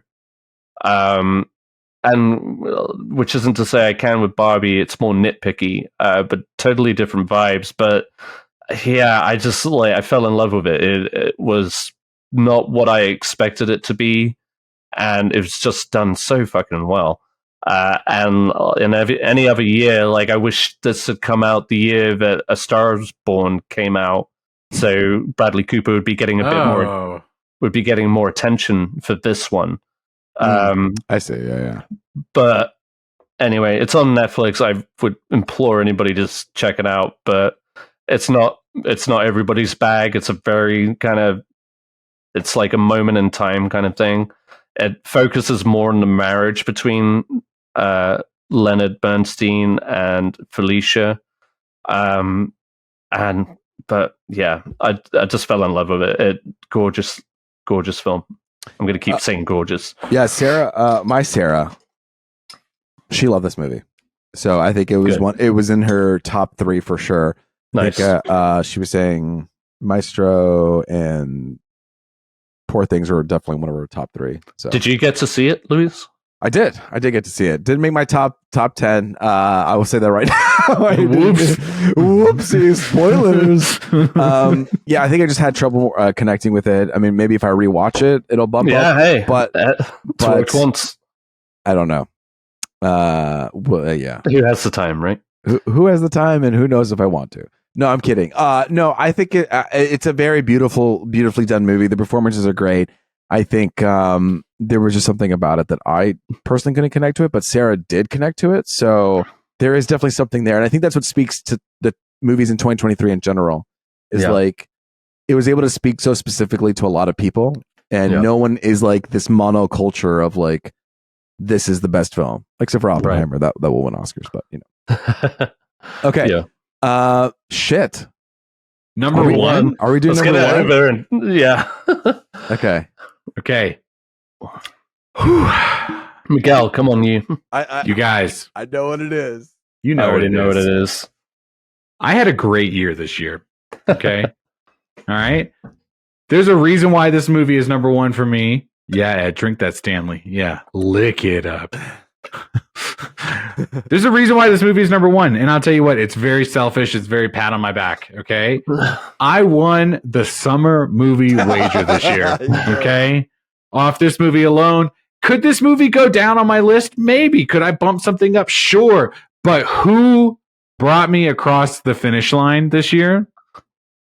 Barbie. No, Barbie. All right. What a great movie. Had a fun time, but also just what a stellar performance this movie had in the box office this year. We don't have to overtalk it. We've talked about it enough. Everyone's seen Barbie. You have your opinion. Thumbs up to everyone.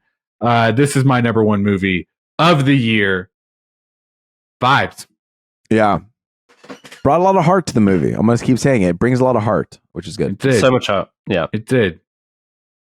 Okay. God, we don't have to talk about it anymore. Barbie, number 1. Barbie, number 1. Okay. Sorry. That was a more visual gag. Okay. My number 1. Sorry, everybody. Internal joke here. My number 1 It's actually already been said. And another movie where I saw the trailer, it hit home. And I like a movie. Look, Talk to Me was big. Oppenheimer was big. Everyone did all these crazy camera movements, these crazy direction. But I also love subtlety. I think movies that can do things with incredible nuance, to me, that seems impossible. Like, how can you do a good movie so nuanced, so small, and just a clean story? Like, I can't grasp it. So my number one, more personal to me,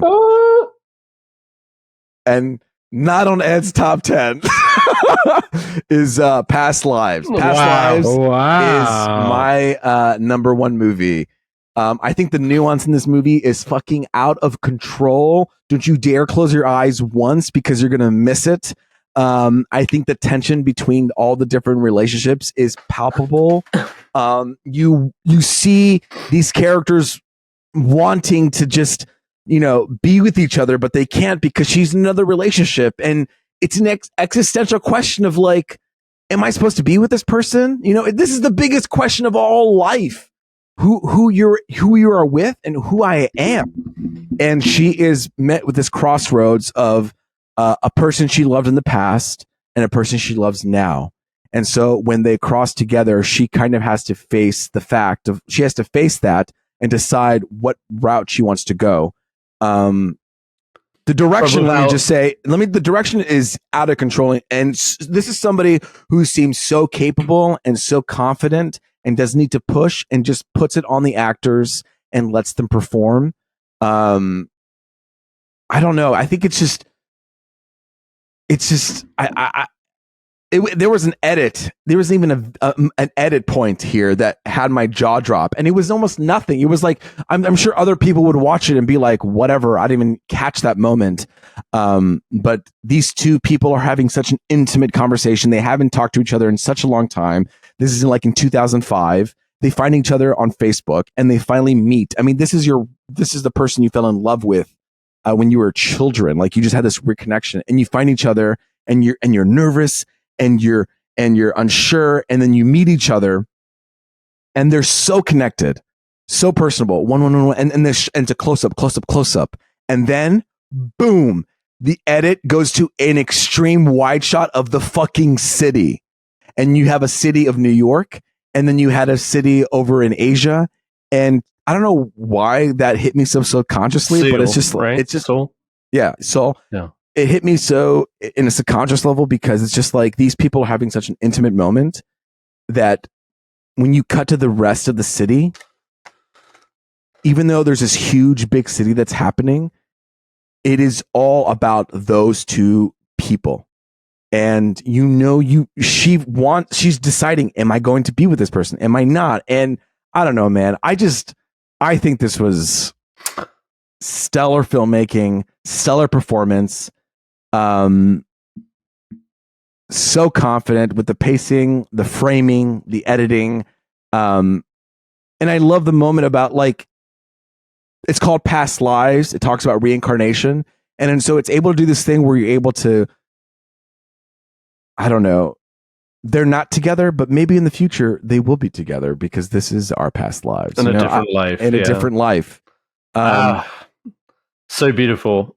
I tear. This is the movie where I, like, every time I've seen it twice. When I saw the movie ending, I just teared up. Like, it's just very powerful for me. For me, it's a very personal movie for me. Like I said, I desperately wish I'd seen it in theaters. If when the nominations come out and it gets a Best Picture nod, I think I will try and catch it in theaters, because I agree with everything you said. It was like so delicately done, so delicate, unassuming. Like, it just was, it's just like this wonderful, just capture of this kind of awkward but beautiful relationship. This three-way relationship where her husband is actually just a wonderful guy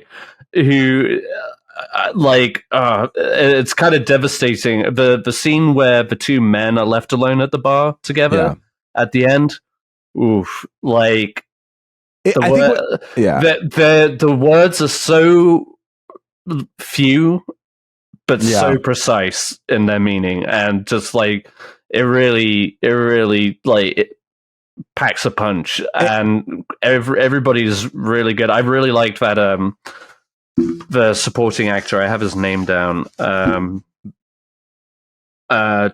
Teo Yu, the guy from Korea, the former friend or whatever. But yeah, how the little montage of them reconnecting their relationship online through video calls.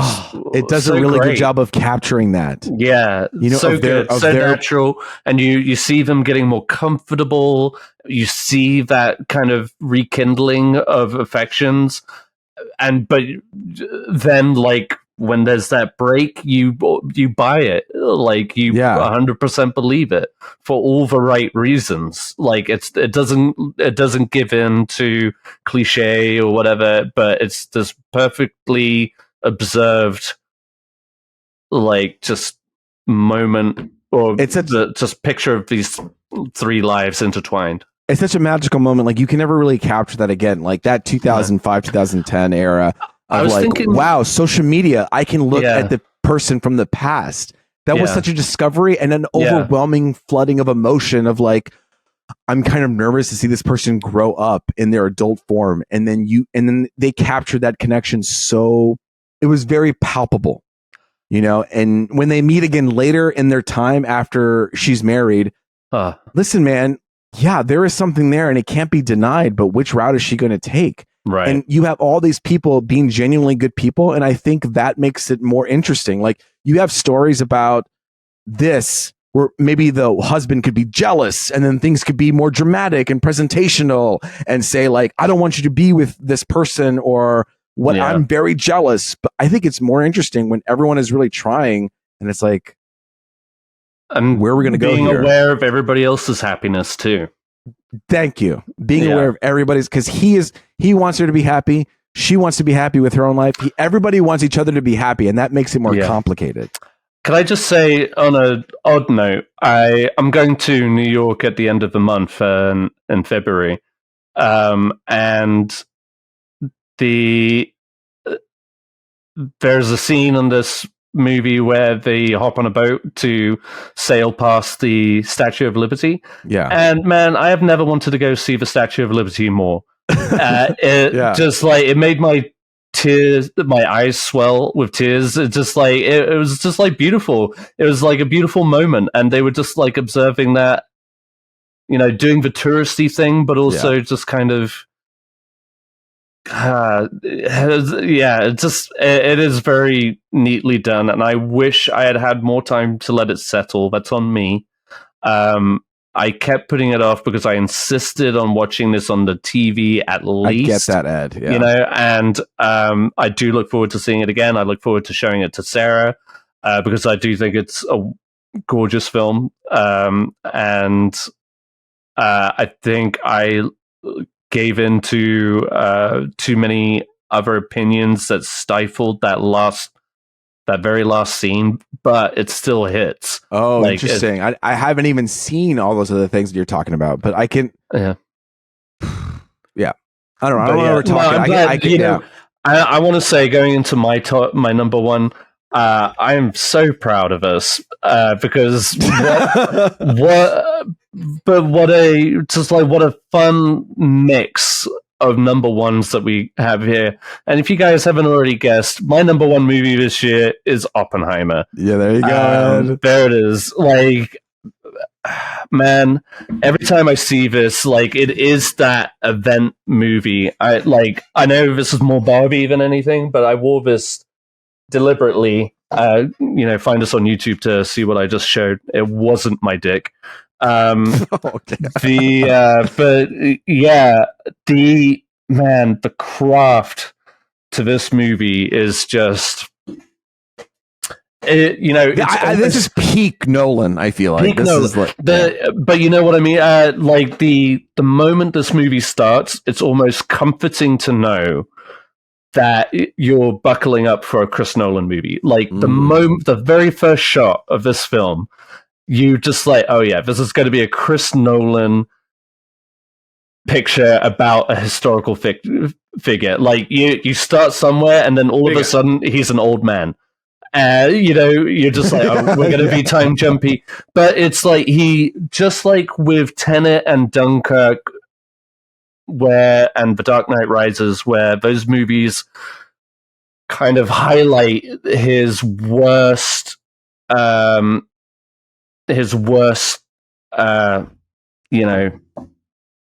instincts. Okay. Yeah. This movie highlights the very best of them. Very well said. We're from like the practical effects to the cast, the timey-wimey shit, but you already touched on the vision and the editing. It's very like the editing. Move on, like we're here now. You know what I mean? Like we're not setting up anything. Exactly. I was disappointed that, like, going into it, that Hans Zimmer wasn't gonna reconnect with Nolan for this one. But goddamn, is that score really good? And Nolan kills at score. Like I feel like all of his movies have really great scores. Yeah, and it just keeps the movie going at this intense pace where it just doesn't stop. It doesn't feel like a slog. It is 3 hours long, but it doesn't feel that way, at least to me. And then, of course, you have that wonderful build up to the Trinity test. There's just the tension is palpable in so many scenes throughout this film. We've already talked about Oppenheimer a lot, so I won't beat it to death. But like, it is Chris Nolan working at his best. Like, and he 100% deserves what he's got coming to him this year. Like, if there was going to be, I'm so glad it was this movie and not like Dunkirk, where they're like a pity Oscar kind of thing. This one genuinely feels earned. Yes. It doesn't feel like a career Oscar. It feels earned. Same for Emma Thomas. You want her, like, they clearly knew what they were doing with this film. And I don't know if I told you guys this, but I read the book. Go on. But it just illustrates it so well. They just did such a good job at adapting these two kind of like important intertwining sections of his life, from the trial, if you want to call it that, to the Trinity test, and a little bit before, just giving you what you need to know about this point in time and these people. And it, like, unlike Maestro, where it's more intimate, like, it is an intimate movie, but Maestro is like a hugely intimate, sweeping kind of romantic view on this married life, where it focuses on that love story. This is more just about the dramatic weight of the decisions that are made throughout these. Like, they so often it's described as just like a movie of a lot of just men talking in rooms, but fuck if it's not like gripping as hell. It's also him coping and deciding what to do with his, like, I don't know, his intentions and his wants and his needs. Like, I feel like more than because he's being questioned by all these people. And he's timid about it, like retorting, because if you come back too strong, you're a communist. It's such a fragile time where people were paranoid left from right, and the science community was being pushed aside. A lot of nuance in this movie too, where he was even being persecuted to giving money during the Spanish Revolution. Civil War. Or whatever. Yeah. Like, that was something I missed completely on the first just viewing. Like on ideological grounds. And that is, I totally get how some people didn't connect with this movie the first time around. It definitely delivers more on repeated viewings because it is jam-packed with information told in a very Christopher Nolan way, where it's just like, loud music, and then they're throwing out names and words, and you're like, what the fuck are they talking about? Who's this guy? But it does work. It does come together. The more you watch it, the more you realize, and you see the nuances in like Robert Downey Jr.'s performance, Emily Blunt. He's going to be finally recognized, this man. Ooh. Yeah, so that's it. Okay. Sorry, I would have. You said it, so now I want to say it. Can we jump into favorite performances of the year? Yes, let's do it. We got our favorite worst. Yeah, let's wrap this up in 20 minutes. I know it's a long one. We can do this. I can do this real quick. Okay? Long one. Yeah. We still have an hour left to make this a Scorsese movie. You know what I mean? Like if Scorsese can do it, we can too. I've already said it. I'm gonna say my two real quick. Let's just stop. We talked about performances of the year. Best actor, best actress. Lily Gladstone, 10 out of 10. Give her the Oscar. Also, Robert Downey Jr. Yeah. So fucking good. Okay. Yeah. I loved seeing him in Oppenheimer. I loved that he was doing something different and that he was doing something a little more subtle. You know what I mean? He was still kind of this presence on screen. Yeah. But he's making choices that are unlike what we've seen in the last 10 or so years. You know what I mean? So I would love to live in a world where Robert Downey Jr. was nominated for an Oscar for Tropic Thunder. And I think there's something to be said about being nominated for a comedy. You know what I mean? Yeah. And all the other stuff. But Robert Downey Jr. winning this year feels like Christopher Nolan getting all this recognition, like this kind of ride the wave of that. I want this, and it doesn't feel obligatory. You know what I mean? This feels earned. These are my performances of the year. Loved them. I'll go next because we'll go back to order. Yeah, him for supporting Cillian Murphy, and I know we talked Lily Gladstone as leading, but I mean Greta Lee, the lead of Past Lives. I think she just gives such a tight, small, nuanced thing of. It's palpable. I feel it. I just love her performance in this. There's a nice switch between like her earlier scenes where she's still kind of young, and there's that kind of innocence about her, that giddy kind of girl in love. It doesn't feel pushed, you know? Right. And then later it's more of just like the curious, like, do I look back on this with regret, or can I see where it goes kind of thing. No, she plays it very well. Yeah. And I think there's this like should I not, like you can hear her thoughts. Hold on. Alexa's talking. Alexa. Okay. Knock it off back there. Shut it down. You keep it down back there. All right. Best performances, Cillian Murphy, again, just rewatching it, and again, a shout out to Bradley Cooper, because I thought he was impeccable in Maestro. Right. No, yes, he was Leonard Bernstein. And guys, I'm gonna go. This will be my little run of the evening. This is my cop out. I'm gonna use my free cop out. Yes, everybody is going to say Lily Gladstone, and I 100% agree with Lily Gladstone. Sounds like you don't 100% agree, but okay. But no, I am actually just going to say, of all the categories that are so stacked this year, Best Actress is the most stacked.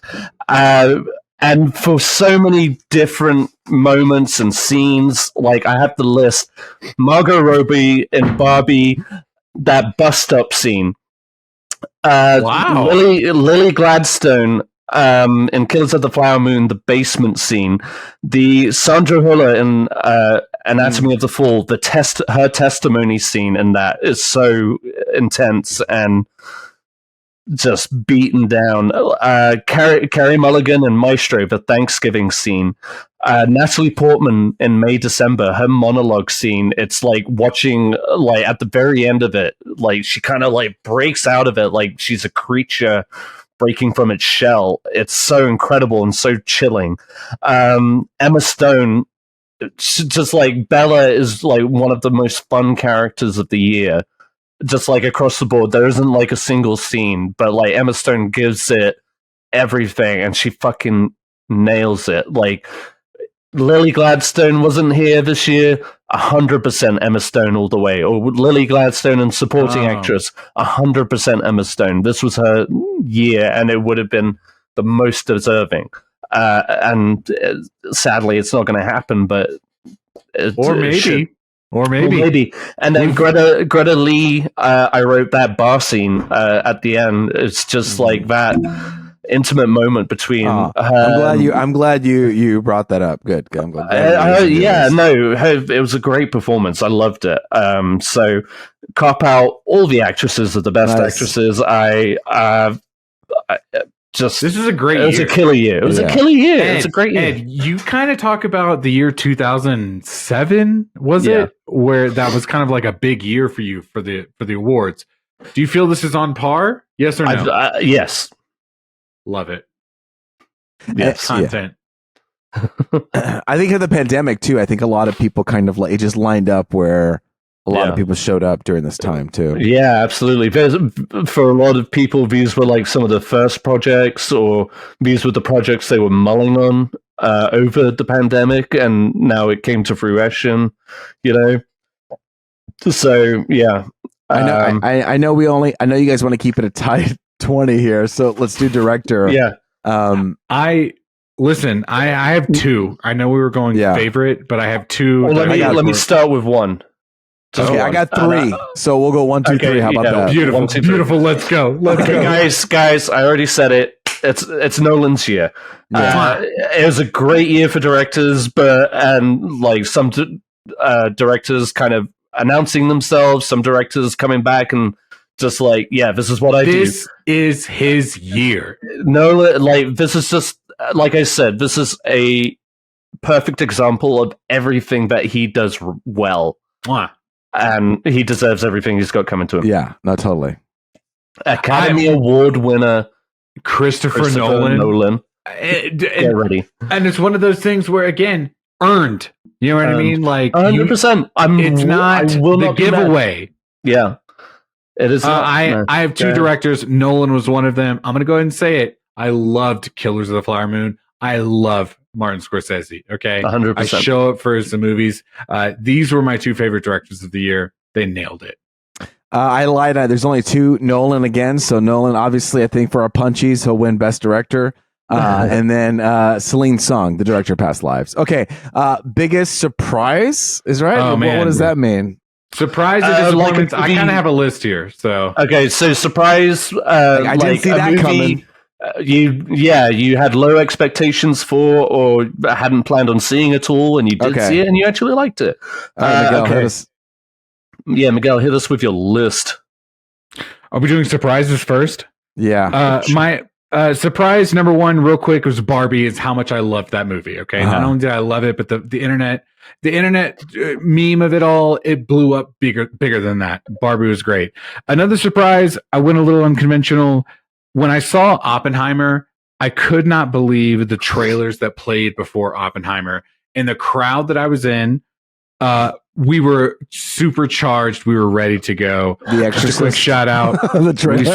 Sorry, I'm going to do this real quick. I was surprised because I couldn't believe that we were all because it was like. Never mind.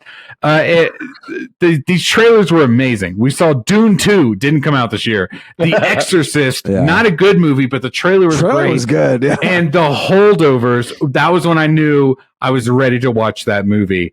And there was a couple of more, but I just couldn't believe, especially before Oppenheimer, where the whole crowd was so into it.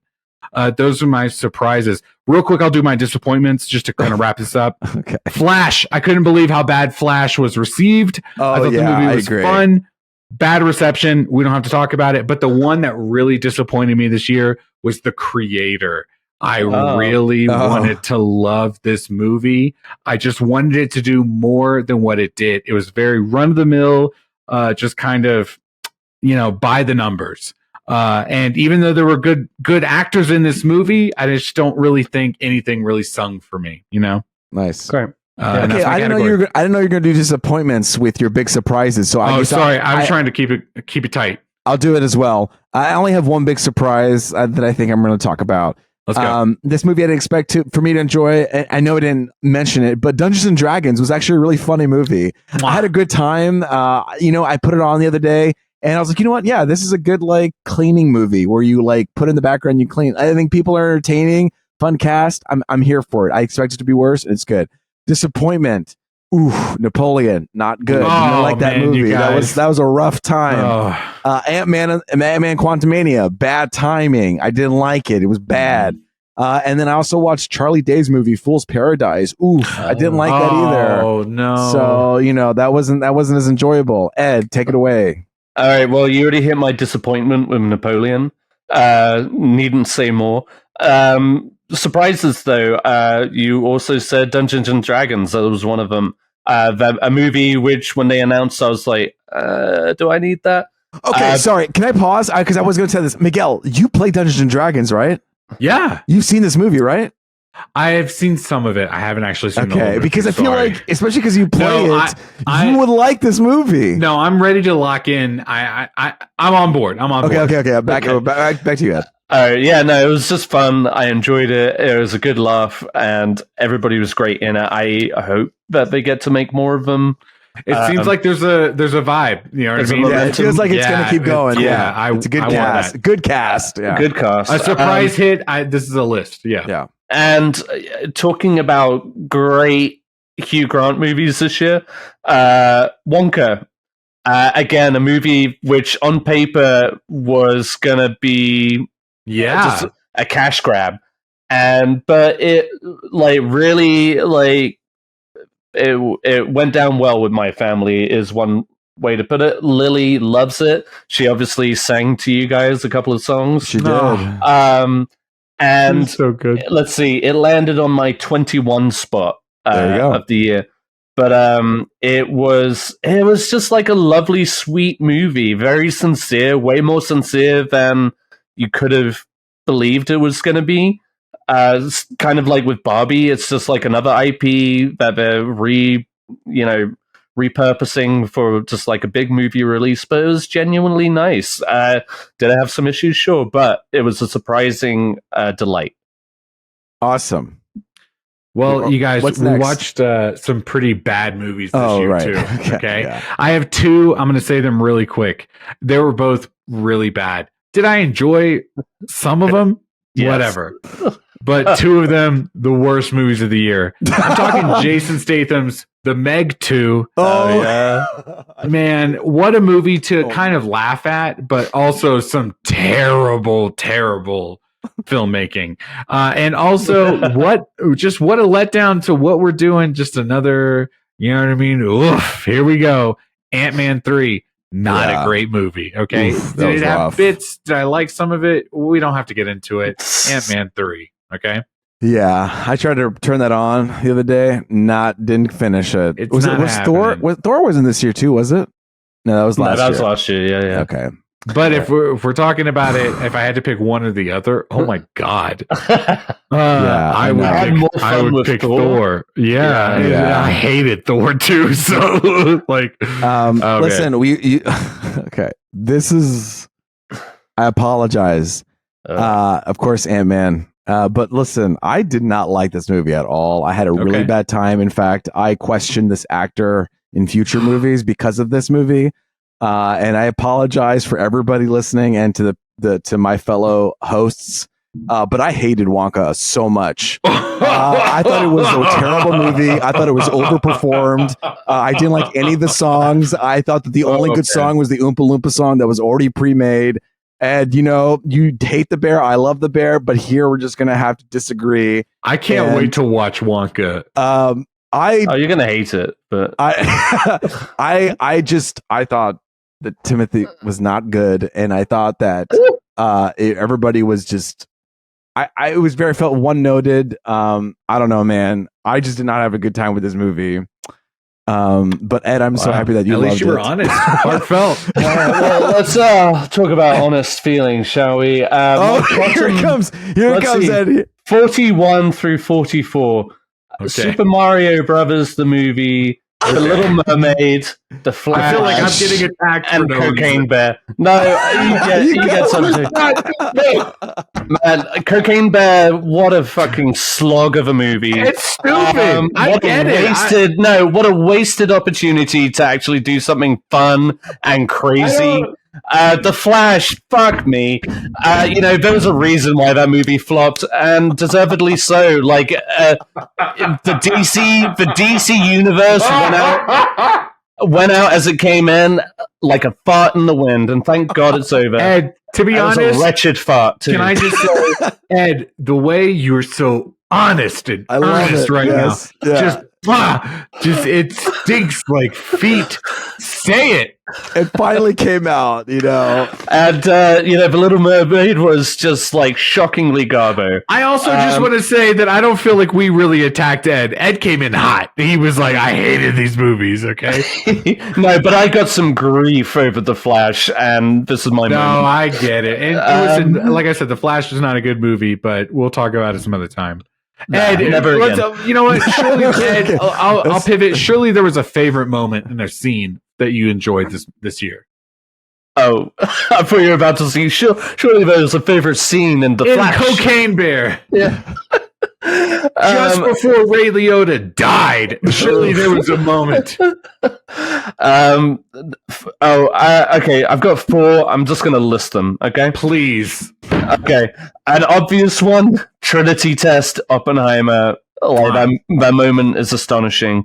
The Eli Cathedral in Maestro, that whole performance is just incredible. It's so swept away with it, and it has an emotional punch at the end, and you really just like feel Bradley Cooper's devotion to that role. The attack on Ginza, I think I'm saying that correctly, in Godzilla -1, the city that he attacks, and there's that devastating nuclear blast, and they just have him standing in front of it, and it's so incredible. Visually, one of the most jaw-dropping moments of the year. And then I mentioned it earlier, but the scene in Anatomy of the Fall where they're playing the recording of the couple arguing the day before the death of the husband, the way that it is edited from it starts in the courtroom when they start the audio, so and like then the real life, it cuts to the real life, and then at right when it heats up, like really heats up, it cuts back to the courtroom. And in that, you just feel so vulnerable for Sandra Hüller in that moment, because anybody listening to that could be thinking anything about this woman, and just like what the fuck happened with you two? Like, did you actually kill your husband? And worse still, because her son is there listening to it. So yeah, that moment just like had me just. Yeah, incredible. So those are some of my favorite scenes of the year. It was hard to. Okay. Listen, I'm gonna say one that I didn't talk about. There's a moment in Asteroid City when an alien comes down and appears, and I didn't expect it or see it coming, and I think that's such a hilarious and out of like body experience. Yeah. It's such a moment that you just kind of have to listen to and pay attention. And I think it's just a funny moment. And then to see it's Jeff Goldblum later. Yes. Yeah. I think he's a metaphor. I play him more like a metaphor than anything. And then, yes, Ed, you talked about Godzilla. You talked about Godzilla, that blast moment when he's just poof, and then the woman gets blown away. Yeah. That was a jaw-dropping moment for me, for sure. Another one I want to talk about is the Guardians fight scene when all of them are fighting near the end of the third act, and that music is playing. Brooklyn. Yeah, no, and you kind of go with each character, and they're each doing their thing. I love that moment. And then finally, the John Wick ceiling scene when he's fighting, when the camera moves up. Wow, and you see John Wick man. Good shout. I could say a lot of John Wick moments, but I'm gonna just call this one out because that we could talk about the stairs, but I think the ceiling one is pretty cool. Yeah, that's cool.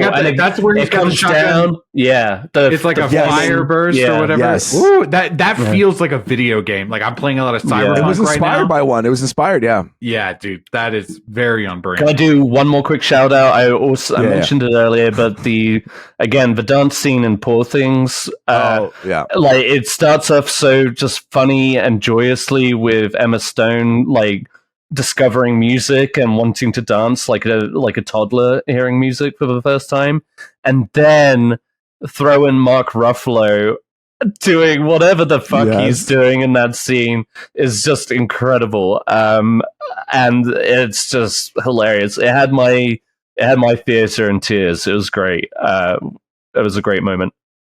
So I've got one favorite moment. I'm going to throw it out here. I know I was kind of talking shit about Teenage Mutant Ninja Turtles, but my favorite scene was, and a scene that I watched multiple times, was when the turtles are outside and they go, "Can I get a bacon, egg, and cheese?" You know what I mean? And they were like, we outside. That was when I really clicked with the teenager aspect of this movie. You know what I mean? And they were just like quoting all these things from the internet that I'm like, oh my God, I fucking know all these. I can't believe I know what they're talking about. That was definitely my favorite moment. Ed, did you know about these moments? If not, Miguel should send him message. Like this would. I will break it all down for you. You could break it down for Ed, and then Ed could appreciate the Ninja Turtles more because of it. With the Bev, we outside. You heard? I mean, that was line for line, boom, boom, boom. I loved that scene. I could talk about. Do you know who Aki is? Dude, honestly, we need to have a side conversation. We need to watch this movie, and you need to educate us as we watch it. Yeah. I got you. I'm ready to go. Listen, we talked about favorite moments. Now let's talk about needle drops. Can we just really quick just clarify what exactly? Because I feel like I messed this up when I wrote this answer down. I did too. What is a needle drop? A needle drop is when a scene is playing out, and then a song kicks on that initiates a sequence that goes with that song. It's not a song in a movie like Willy Wonka singing fucking Pure Imagination is not a needle drop. That's just him singing a song. For instance, when, and this is like a gray area, but it works because it's like a pretty familiar tune. But like when Godzilla stomps into that city, and then his theme comes on, that's good. That is it just adds so much gravity and oomph. That would have been a needle drop, No Diggity. In Teenage Mutant Ninja Turtles. I was going to say that. Yeah. That's probably my favorite. I think I misunderstood what we were asking for in this moment. Okay. So I'll just say mine real quick. This was a moment where I just kind of like jaw dropped. That's what I had. That's how I reference it. This was the moment when I saw the trailer that I was like, I'm gonna see this movie. For me, it was Killers of the Flower Moon. I'm sorry to bring it up again. But when he says, "Can you spot the wolves in this trailer?" Yeah. Oh, I mean, I'm sorry. In this picture, yeah, I was like, I will absolutely see this fucking movie. This is like that Civil War movie that's coming out. Oh, the American one. He's like, "What kind of American are you? Yeah. You don't know? You know what I mean?" Yeah. Okay. Jesse Plemons, if Jesse Plemons is in the movie, I'm fucking seeing that movie. All right. Yeah. You see the power of the dog? No, I'm kidding. Another one for me, I haven't talked about this movie enough, and one of the most memorable scenes is a graveyard scene, which is all I'll say about it in Saltburn. But 3 times. Murder on the Dance Floor at the end of that movie. That one, that's a great needle drop and a great way to end that film. Yes, I agree. Speaking on Saltburn, when we were saying needle drop, I had 2 interpretations. One with like jaw dropping, like, whoa, stop, drop the needle, because I'm shocked. The one of them was the tub scene for that movie. But that's not a needle drop. That was more of a shocking thing. Yeah. Another shocking moment was Killers of the Flower Moon, when that mother is putting away her child, and then someone pulls out a gun and then fucking shoots her out of nowhere. That fucking shook from me. The window, From the window. That was very shocking to me. I remember in that moment like pausing because I was like, I can't watch this. If like I thought the baby was about to be hurt, you know what I mean? And I was like, this is where I'll check out. You know what I mean? That would have been heavy, of a movie that had a lot of heavy moments. It just started. That would have been like, I don't know if I can handle this. You know what I mean? But like a proper needle drop would be that talk to me moment, that montage when they're like doing the. That's a good one. Yeah, totally. It's like dun dun dun dun dun dun, and then they're like. Yeah, God, it's so grim, man. That scene. That was a great movie. I'm glad I squeezed it in. Yeah. To obviously no avail because it didn't make my top 10, but I did enjoy it thoroughly. Yeah. Anyway, we had some movies where we disagreed, where some favorites were some hated by others, and some favorites were hated by other people. Is that everything? Do we have any more things that we want to call out about 2023? Anything you guys want to talk about? There's the official listing, everyone. Oh my God. It's a beautiful list. I'm so proud of us. This is a great year. I just realized that Ed did bottom to top, and I filled out the doc top to bottom. So you always do that. You always do top to bottom. I've noticed when we share our top 10s. I don't know. It's something about the formatting of it all. No. Miguel does that. I do it the other way from 10. Listen, I apologize. I just want to say in the doc, it's 10-1, and I was just trying to be helpful. Okay, great. You're perfect. Yeah. It was a great year. It was a great year for film. It was a great year for directors.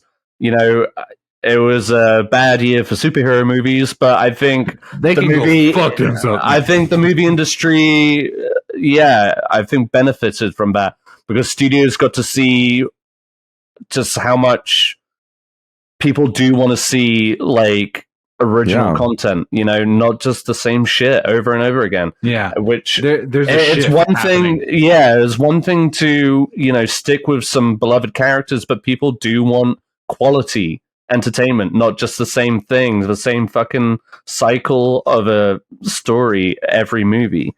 It was a fucking great year for animation. Yes, I couldn't believe how many animated movies I had in my top 10. And you didn't even talk about that one movie that I haven't seen, Nimona. Nimona. That was like up at my 16th or 17th spot. Yeah. But I loved that one too. It was a really good one that people should check out on Netflix. As much as I didn't like Super Mario Brothers, that movie looked great. Beautiful. And then of course, The Boy and the Heron, Teenage Mutant Ninja Turtles, and of course Across the Spider-Verse. Like, we're in this golden age of animation right now, and I love it. And Chicken Run, Dawn of the Nugget. You got like all of the best studios producing some great animation, and I'm here for it. It was an exciting year, and I'm for one stamp it as a good year in movies. It makes me happy, to be honest. Yeah. Like, I kind of love when Ed is like, this is the year to pay attention. You know what I mean? Yeah. Ed, when you die, you know what I mean? You'll be on your deathbed, respectfully, and you'll be like, your daughter will be like, I don't know, 40 years old. She'll be like, Daddy, what was the year that you just really enjoyed? You'll be like, well, fucking 2007 was a great year. But don't get me started on 2023. 2023 was actually pretty good too. I fully intend on sharing all of my wisdom with Lily as she gets older and telling her. Thank God you have a letterbox to give to her. You know what I mean? Exactly. She'll be ready to go. Just like this constant itch in my day-to-day life now is adjusting. I can breathe. I can finally sleep tonight, not adjusting my 2023 it's ranking. Done. Yeah, I did it. You guys, we have to wrap up before 3 hours. Okay? No, we can go 15 more minutes, right? What else? What have you guys been up to? There was another movie I fucking saw. We're back. We're here next week. Who knows what we're going to talk about? Maybe we'll talk about what we're looking forward to in 2024. Fuck 2023. I'm looking forward to 2024. No, 2023 has been a great year. I'm so happy that we got to rank it. It's such a great, diverse list. Listen, it's going to be kind of a wacky time in the future because I will be going into surgery. So who knows what's going to happen? Who's going to edit these videos? Because I am the editor. You're about to get a lot of raw content. Okay. Yeah. Maybe that's what will happen. Ed's going to put out TikToks over the next few months because apparently those do well. Yes. Ed, your Lego TikTok went really well. I didn't even realize I released it on TikTok. So Someone did. You're fine. Someone did it. Oh, okay. A little magical elf did it for you. So check out our TikToks, check out our Instagrams, check out our threads, check out our Twitter, check out our Facebook, check out our Patreon, check out our everything. But until next time, it's been me, Luis Gonzalez, and with me's been Ed Miguel Bull. Sanchez. You fuck. It's been it's been Miguel Sanchez. and then Ed Bull. and until next time. That's now I'm destroyer of worlds. I've become deaf. I don't know.